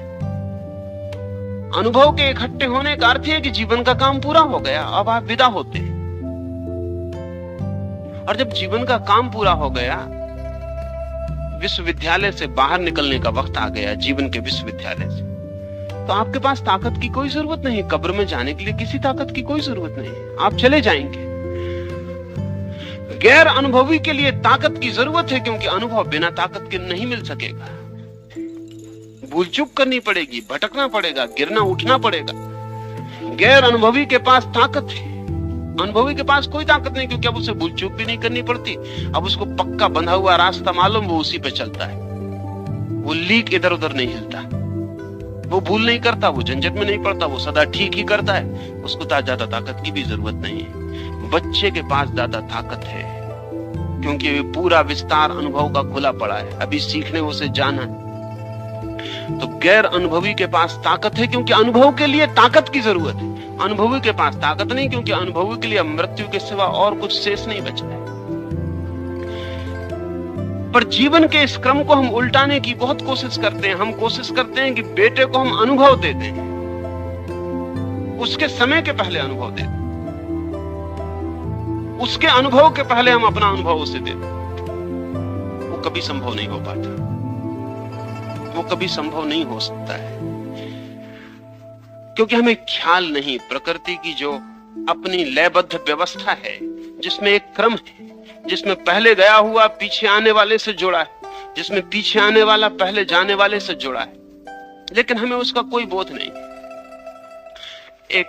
एक व्यक्ति मेरे पास आए और मुझे श्रद्धा दे, तो मैं आशा करता हूं कि अब वो रोज मुझे श्रद्धा दे। अब मैं गलती करता हूं, क्योंकि जिस व्यक्ति ने मुझे श्रद्धा दी, बहुत संभावना पैदा कर ली उसने कि कल वो मुझे अश्रद्धा दे। अश्रद्धा का पूर्णता कब होगी? क्योंकि जीवन तो विपरीत से मिलकर बना है। जिसने मुझे श्रद्धा दी वो मुझे अश्रद्धा भी देगा। अगर लाओसे की समझ गहरी हो तो लाओसे जानता है कि जिससे तुमने श्रद्धा ली उससे अश्रद्धा लेने की तैयारी रखना।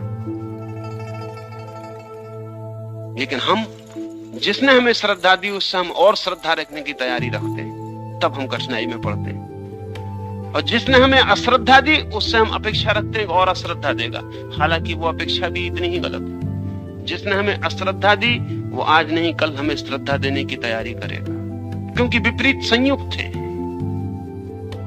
एक यहूदी फकीर की कहानी में सदा कहता रहा हूं। एक यहूदी हसीद, उसने किताब लिखी है। हसीद क्रांतिकारी फकीर है और यहूदी पुरोहित वर्ग उनके विपरीत है, जैसा कि सदा होता है। इस हसीद ने एक किताब लिखी और अपने प्रधान यहूदी पुरोहित के पास भेजी। जिसके हाथ भेजी उससे कहा कि तू देखना वो क्या व्यवहार करते हैं, कुछ बोलना मत, तुझे कुछ करना नहीं, सिर्फ देखना, साक्षी रहना। उसने जाके किताब दी तो जो बड़ा पुरोहित था वो और उसकी पत्नी दोनों बैठे थे सांझ अपने बगीचे में। उसने किताब दी और उसने कहा कि फला फला हसीद फकीर ने किताब भेजी है। उसने मुश्किल से हाथ में ले पाया था। जैसे ही सुनी कि हसीद ने भेजी है, उसने जोर से किताब फेंक दी सड़क की तरफ और कहा, ऐसी अपवित्र किताब को मैं हाथ भी न लगाना चाहूंगा। उसकी पत्नी ने कहा, लेकिन इतने कठोर होने की जरूरत क्या है, घर में इतनी किताबें हैं, इसको भी रख दिया होता है। और फेंकना भी था तो इस आदमी के चले जाने पर फेंक सकते थे। ऐसा असंस्कृत व्यवहार करने की जरूरत क्या है? रख देते, किताबें इतनी रखी हैं, एक किताब और रख जाती। और फेंकना ही था तो पीछे कभी भी फेंक देते, इतनी जल्दी क्या थी? ये उस आदमी ने खड़े होकर सुना। उसके मन में ख्याल आया कि पत्नी भली है। लौट के उसने अपने गुरु को कहा कि पुरोहित तो बहुत दुष्ट आदमी मालूम होता है, उसको तो कभी आप अपने में उत्सुक कर पाएंगे इसकी कोई आशा नहीं, लेकिन उसकी पत्नी कभी आप में उत्सुक हो सकती है। उस फकीर ने कहा, पहले पूरी कथा तो कहो, तुम व्याख्या मत करो, हुआ क्या? उसने कहा, हुआ इतना ही कि पुरोहित ने तो किताब लेके ऐसे फेंक दी जैसे जहर हो, और कहा कि फेंको इसे, यहां मैं हाथ भी नहीं लगाऊंगा, इतनी अपवित्र को मैं छू भी नहीं सकता। और उसकी पत्नी ने कहा कि ऐसी जल्दी क्या थी, रख देते, घर में बहुत किताबें थी, पड़ी रहती, और फेंकना था तो पीछे फेंक देते, इतना अशिष्ट होने की कोई आवश्यकता नहीं। हसीद कहने लगा, वो फकीर कहने लगा कि कभी पुरोहित से तो हमारा संबंध भी बन जाए, उसकी पत्नी से कभी ना बन सकेगा। उस फकीर ने कहा, पुरोहित से हमारा कभी संबंध बन ही जाएगा। जो इतनी घृणा से भरा है वो कितनी देर इतनी घृणा से भरा रहेगा? आखिर प्रेम प्रतीक्षा करता होगा, वो लौट आएगा। लेकिन जो इतनी उपेक्षा की बात कह रही कि रख देते, पड़ी रहती, इंडिफरेंट, पीछे फेंक देते, कोई हर्जा ना था, शिष्टाचार का तो ख्याल रखो। उस स्त्री का हमारे प्रति कोई भी भाव नहीं, न घृणा का न प्रेम का। उससे हमारा संबंध बहुत मुश्किल है, लेकिन पुरोहित से हमारा संबंध बन ही जाएगा। तुम देखोगे कि पुरोहित अब तक किताब उठा के पढ़ रहा होगा। तुम जाओ वापस, पढ़ेगा। क्या बात करते हैं, वो पढ़ेगा कभी?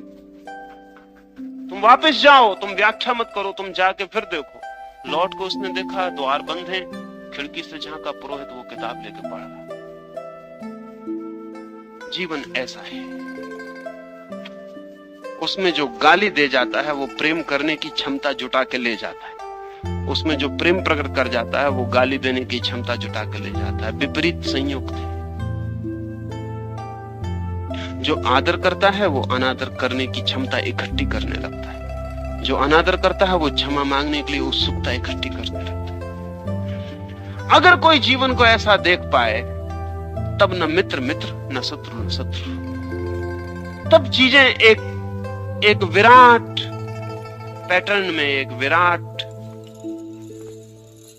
ढांचे में दिखाई पड़ने लगती है, एक गेस्टाल्ट में दिखाई पड़ने लगती है। तब अगर कोई मेरे पास आता है तो मैं जानता हूं कि दूर जाएगा, जब कोई मुझसे दूर जाता है तो मैं जानता हूं पास आएगा। लेकिन न पास आने वाले पर कोई चिंता लेने की जरूरत है, न दूर जाने वाले पर कोई चिंता लेने की जरूरत है। जीवन का ऐसा नियम है। जब कोई जन्मता है तो मरने के लिए, और जब कोई मरता है तो जन्मने के लिए। ऐसा जीवन का नियम है। इस विराट नियम के विपरीत को अगर हम एक ही व्यवस्था का लयबद्ध, छंदबद्ध रूप समझ लें तो लाओ से को समझना आसान हो जाए। इस सूत्र का यही अर्थ है।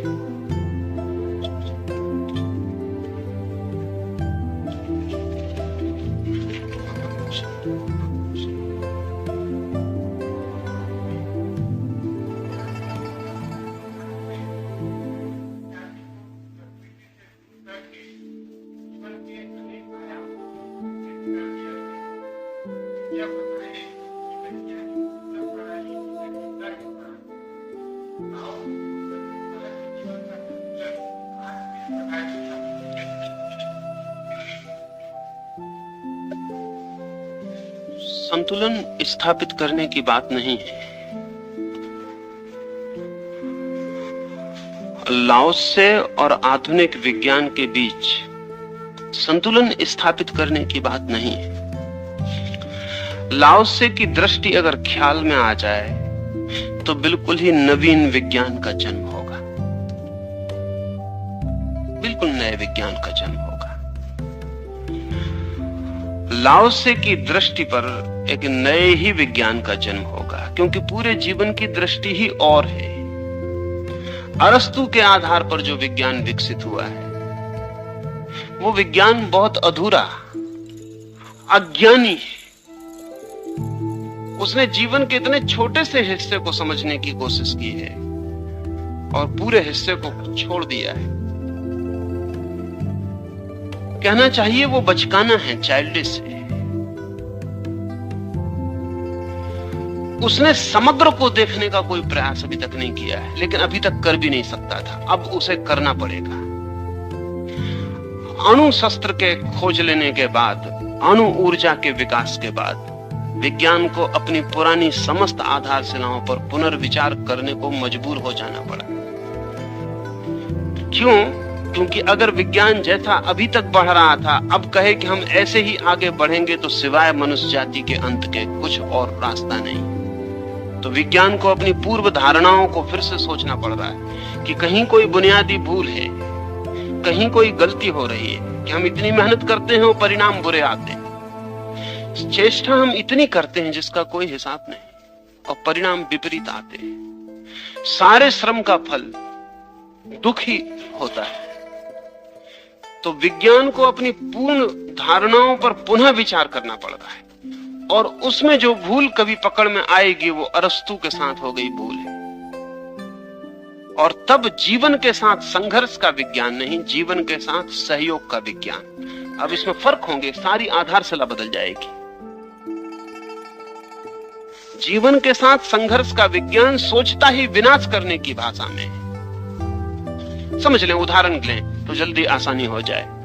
समझ लें कि मच्छर है, मलेरिया आता है, तो अरिस्टोटेलियन दिमाग सोचेगा कि मच्छरों को खत्म कर दो तो मलेरिया नहीं आए।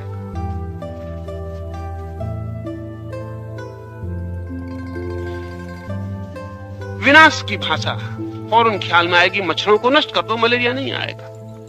लेकिन मच्छरों के होने से कुछ और भी आ रहा हो सकता था, वो भी रुक जाएगा। मच्छरों की मौजूदगी कुछ और भी कर रही हो सकती थी, वो भी रुक जाएगा। और उसका पता तो देर से हमें कुछ और उपाय करना पड़े। लाओसे के सामने सवाल आएगा कि मच्छर है, हम क्या करें? तो लाओसे इस भाषा में नहीं सोचेगा कि मच्छर को नष्ट कर दो। दो ढंग हो सकते हैं मच्छर के साथ सहयोग करने के। या तो आदमी के शरीर को बदला जाए कि मच्छर नुकसान न पहुंचा पाए, मच्छर को विनाश करने की कोई जरूरत नहीं। या मच्छर के शरीर को बदला जाए कि मच्छर मित्र हो जाए, शत्रु न रह जाए। ये दोनों बातें हो सकती हैं। अगर लाओसे के ढंग से सोचा गया होता तो यही होता कि हम कोई सामंजस्य खोजते हैं। अगर मच्छर को बिल्कुल मारा जा सकता है तो इसमें कौन सी कठिनाई है? मच्छर को मारा जा सकता है, विष रहित किया जा सकता है, तो इसमें कौन सी कठिनाई है कि मनुष्य के रेसिस्टेंस को बढ़ाया जा सके? लाओसे तो पसंद करेगा कि मनुष्य का रेसिस्टेंस बढ़ा दिया जाए। दो उपाय हैं। धूप पड़ रही है बाहर, तो एक रास्ता तो यह है कि मैं छाता लगा के जाऊं, तब मैं धूप को दुश्मन मान के रोक रहा हूं। और एक रास्ता यह है कि मैं शरीर को ऐसा बलिष्ठ करके जाऊं कि धूप मुझे पीड़ा ना दे पाए। लाओसे कहेगा कि उचित है कि शरीर को बलिष्ठ करके जाओ, और तब धूप तुम्हें मित्र मालूम पड़ेगी, क्योंकि न इतनी धूप पड़ती न तुम इतना शरीर को बलिष्ठ करके जाते। शरीर को ऐसा बलिष्ठ करके जाओ कि धूप शत्रु मालूम ना पड़े। धूप तो कमजोर शरीर को शत्रु मालूम पड़ रही है।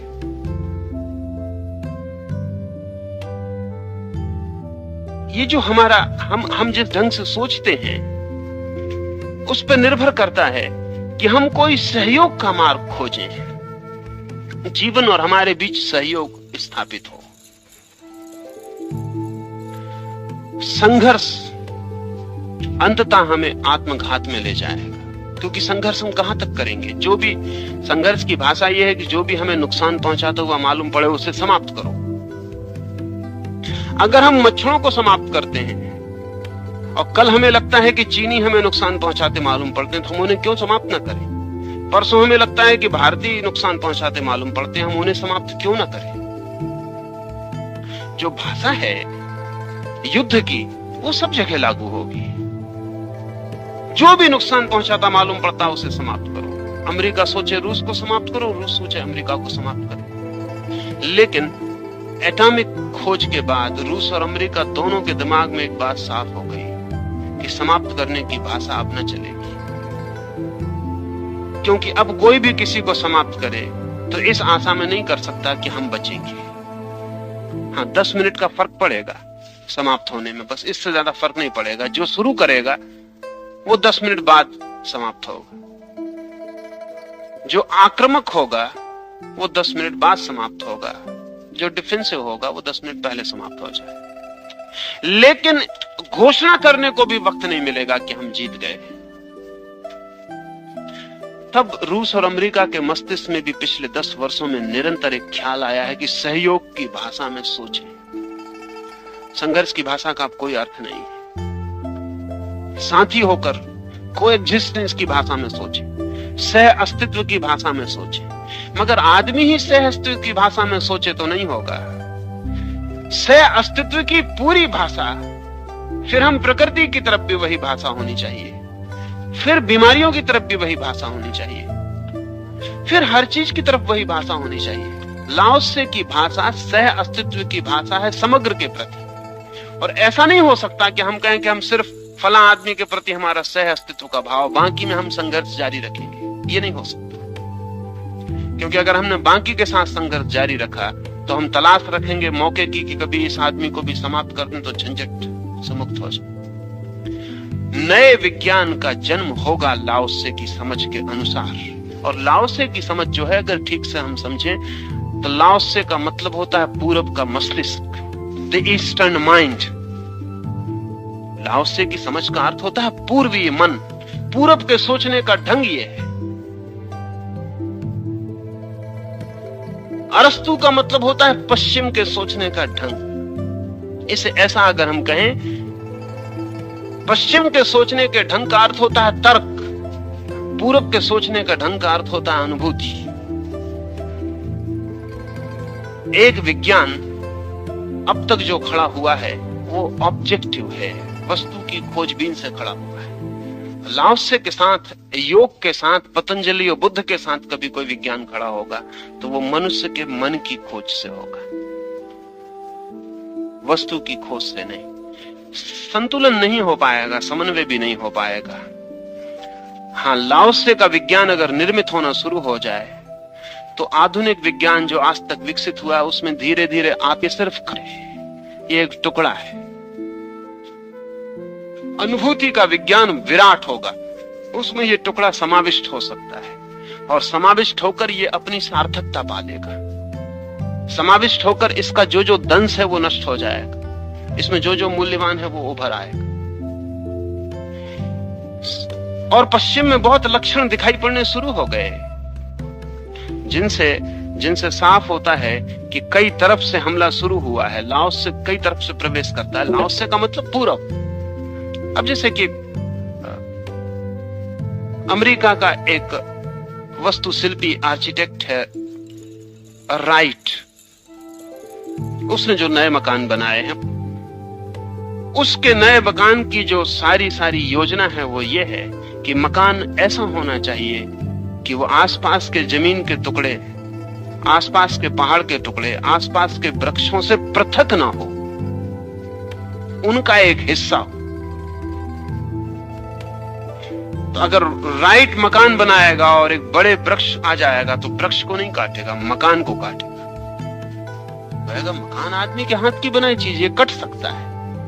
अगर इस कमरे के बीच में वृक्ष आ जाएगा तो राइट उसको बचाने की कोशिश करेगा, चाहे इस कमरे को थोड़ा तोड़ना पड़े। वृक्ष नहीं तोड़ा जा सकता, वृक्ष यहीं रहेगा। इस बैठक खाने में भी वृक्ष, और बैठक खाने को ऐसा बनाएगा कि वृक्ष की पीड़ के साथ उसका एक तालमेल, एक संगति, एक संगीत बन जाए। तो राइट ने जो मकान बनाए हैं वो प्रकृति के हिस्से हैं। अगर दूर से उन्हें देखें तो पता भी नहीं चलेगा कि मकान है, क्योंकि लाओत्से कहता है ऐसा मकान जो दिखाई पड़ जाए वायलेंट है ही। जैसे कि ये तुम्हारा वुडलैंड का मकान, ये वायलेंट है।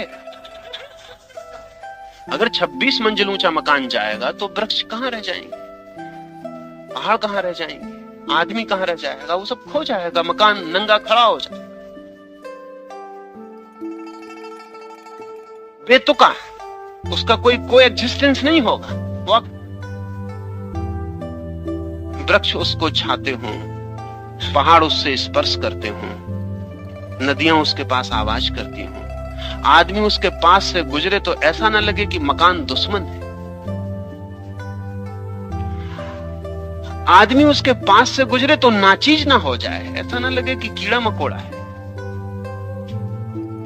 अपनी ही बनाई चीज के सामने आदमी कीड़ा मकोड़ा हो जाए तो खतरनाक उसके परिणाम है।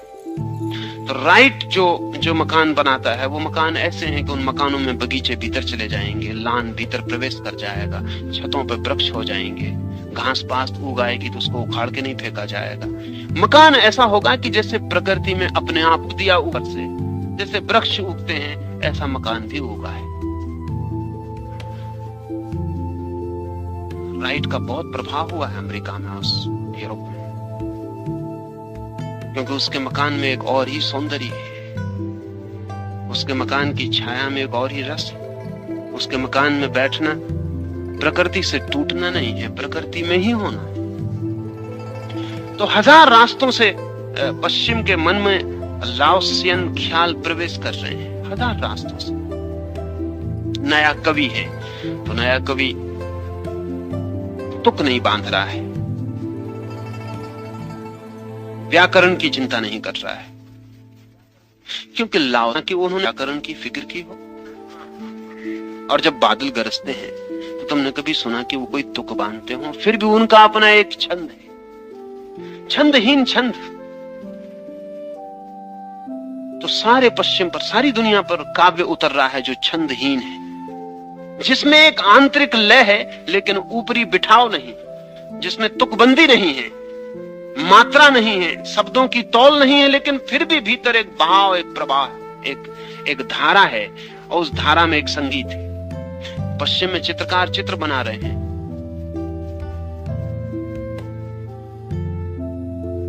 ऐसे चित्रकार हैं कुछ जिन्होंने अपने चित्रों पर फ्रेम लगानी बंद कर दी, क्योंकि आकाश में कोई फ्रेम नहीं, सूरज निकलता है फ्रेमलेस, इसमें कहीं कोई फ्रेम नहीं, तारे बिना फ्रेम के, फूल खिलते हैं, वृक्ष होते हैं, सब एंडलेस एक्सटेंशन है, कहीं कोई चीज खत्म होती नहीं मालूम पड़ती, सब चीजें चलती ही चली जाती, बढ़ते चले जाओ, चलती चली जाती। तो चित्रकार बना रहे हैं चित्र जिन पर फ्रेम नहीं लगा रहे हैं, कहते हैं हम फ्रेम ना लगाएंगे क्योंकि फ्रेम आदमी का बिठाया हुआ हिस्सा है।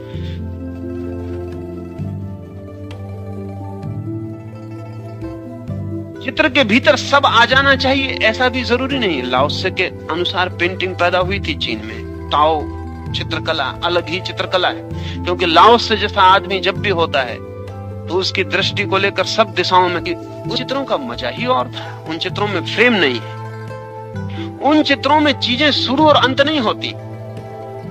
जिंदगी में कहीं कोई चीज शुरू और अंत नहीं होती, सब चीजें एंडलेस, बिगिनिंगलेस।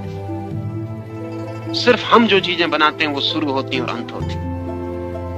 तो लाओ त्से के जो चित्रकार चित्र बनाते वो कहीं से भी शुरू हो सकते, कहीं भी समाप्त हो सकते। नई चित्रकला में वो बात प्रवेश कर रही है, नई कथा में वो बात प्रवेश कर रही है। कथा कहीं से भी शुरू होती है। पुरानी कथा देखिए, एक था राजा, वहीं से शुरू होती थी, एक बिगिनिंग थी और एक अंत था कि विवाह हो गया, फिर वो दोनों सुख से रहने लगे। बस यहाँ सब चीजें इस फ्रेम के बीच में पूरी होती थी। नई कथा कहीं शुरू होती है, फ्रेगमेंट है। क्योंकि लाओत्सियन जो ख्याल है वो ये है कि हम कुछ भी कहें वो एक फ्रेगमेंट होगा, वो पूरा नहीं हो सकता। हम खुद ही पूरे नहीं, सब चीजें खंड ही हैं, तो खंड ही रहने दो, फिर उनको पूर्ण करने की नाहक चेष्टा मत दिखलाओ, अन्यथा विकृति होती है, कुरूप हो जाता है सब। काव्य में, चित्र में, संगीत में, स्थापत्य में, मूर्ति में, विज्ञान में, सब तरफ से पूरब का मन प्रवेश कर रहा है। पश्चिम बहुत आक्रांत है, पश्चिम बहुत भयभीत है। हरमन हेस ने कहीं लिखा है कि पश्चिम को पता अपनी पूरी अंतर भावनाओं को लेकर हमला कर देगा, उस दिन उनकी विजय स्थायी हो सकती है। तुमने जो विजय पाली थी वो बहुत ऊपरी ही सिद्ध होने वाली थी, क्योंकि वो बंदूक के कुंदे पर थी।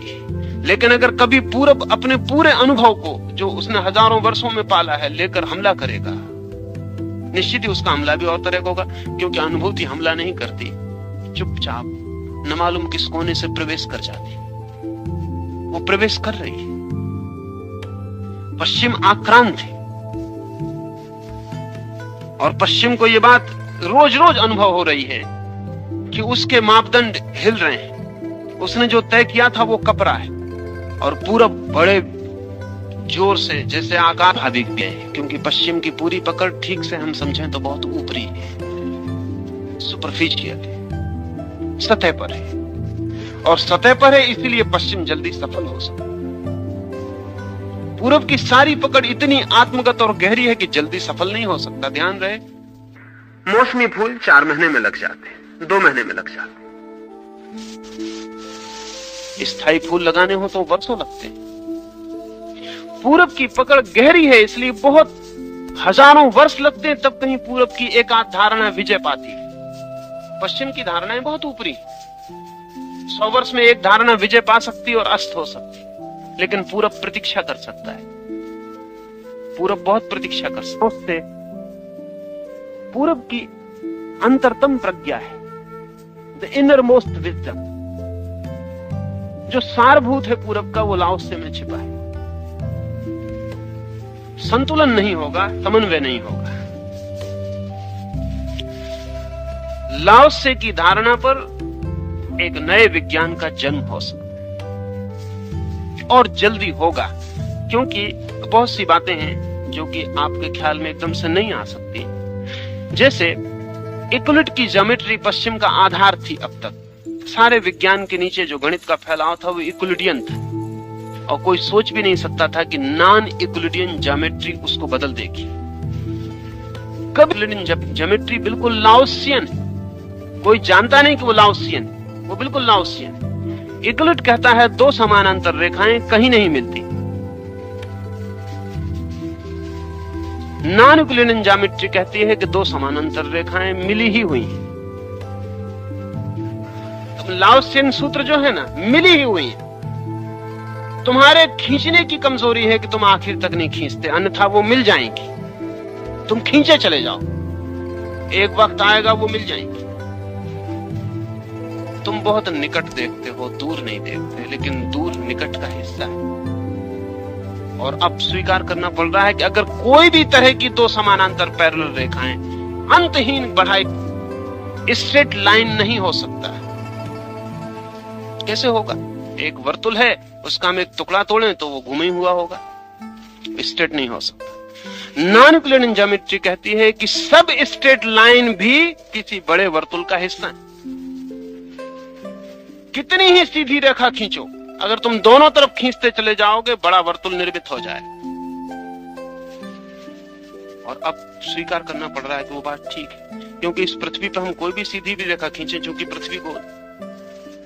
अगर मैं इस कमरे में, ये हमारा कमरा बिल्कुल सीधा दिखाई पड़ रहा है ना, ये रेखा बिल्कुल सीधी है, लेकिन पृथ्वी गोल है तो ये रेखा सीधी हो नहीं सकती। ये गोल पृथ्वी का बहुत सीधी रेखा नहीं हो सकती। यूक्लिड की ज्योमेट्री की जगह नॉन यूक्लिडियन ज्योमेट्री आ गई। पिछले 200 वर्षों में पश्चिम की साइंस का जो बुनियादी आधार था वो था सर्टेनिटी, निश्चयात्मकता। क्योंकि विज्ञान अगर निश्चय न हो तो फिर काव्य में और विज्ञान में फर्क क्या है? विज्ञान को बिल्कुल निश्चित होना चाहिए, तभी विज्ञान है। लेकिन अभी पिछले 15 वर्षों से नया सिद्धांत आया है, अनसर्टेनिटी, अनिश्चय। क्योंकि जैसे ही हमने अणु को तोड़ा और इलेक्ट्रॉन तक पहुंचे, वैसे ही हमको पता चला कि इलेक्ट्रॉन का जो व्यवहार है वो अनसर्टेन, उसके बाबत निश्चित नहीं कहा जा सकता कि वो क्या करेगा। बराबर कहा जा सकता है दोपहर क्या करेंगे, बराबर कहा, शाम क्या करेंगे कहा जा सकता है, सांझ क्या करेंगे कहा जा सकता है। उनका पूरा भविष्य लिखा जा सकता है कि 3 दफे क्रोध करेंगे दिन में, 6 दफे सिगरेट पिएंगे, 7 दफा ये करेंगे, वो सब कहा जा सकता है। लेकिन ऑथेंटिक आदमी के बाबत कल का नहीं कहा जा सकता कि वो क्या, कल सुबह क्या करेगा नहीं कहा जा। रात वो ऑथेंटिक आदमी उठ के और सोई हुई यशोधरा को छोड़कर चला जाएगा, ये नहीं कहा जा सकता। सोच भी नहीं सकती थी यशोधरा कि आदमी जो रात 7 सोया था, 1 दिन का बच्चा था अभी पैदा हुआ, ये चुपचाप रात नदारत हो जाए। आदमी अनिश्चित होगा, अनिश्चित अर्थात स्वतंत्र होगा, निश्चित अर्थात गुलाम होगा। हम सोचते थे पदार्थ तो निश्चित ही होगा क्योंकि पदार्थ तो पदार्थ है, लेकिन अब पदार्थ रहा नहीं, अब पदार्थ ऊर्जा है, एनर्जी है, और एनर्जी अनिश्चित है। इसलिए पिछले 15 वर्षों में जो विज्ञान की गहनतम खोज है वो है प्रिंसिपल ऑफ अनसर्टेनिटी। अब अगर विज्ञान भी अनसर्टेन है तो काव्य में और विज्ञान में अंतर क्या रहेगा? आइंस्टीन ने अपने अंतिम दिनों में कहा है कि बहुत शीघ्र वो वक्त आएगा कि वैज्ञानिकों के वक्तव्य मिस्टिक्स के वक्तव्य मालूम पड़ने लगे, ये कोई रहस्यवादियों के वक्तव्य।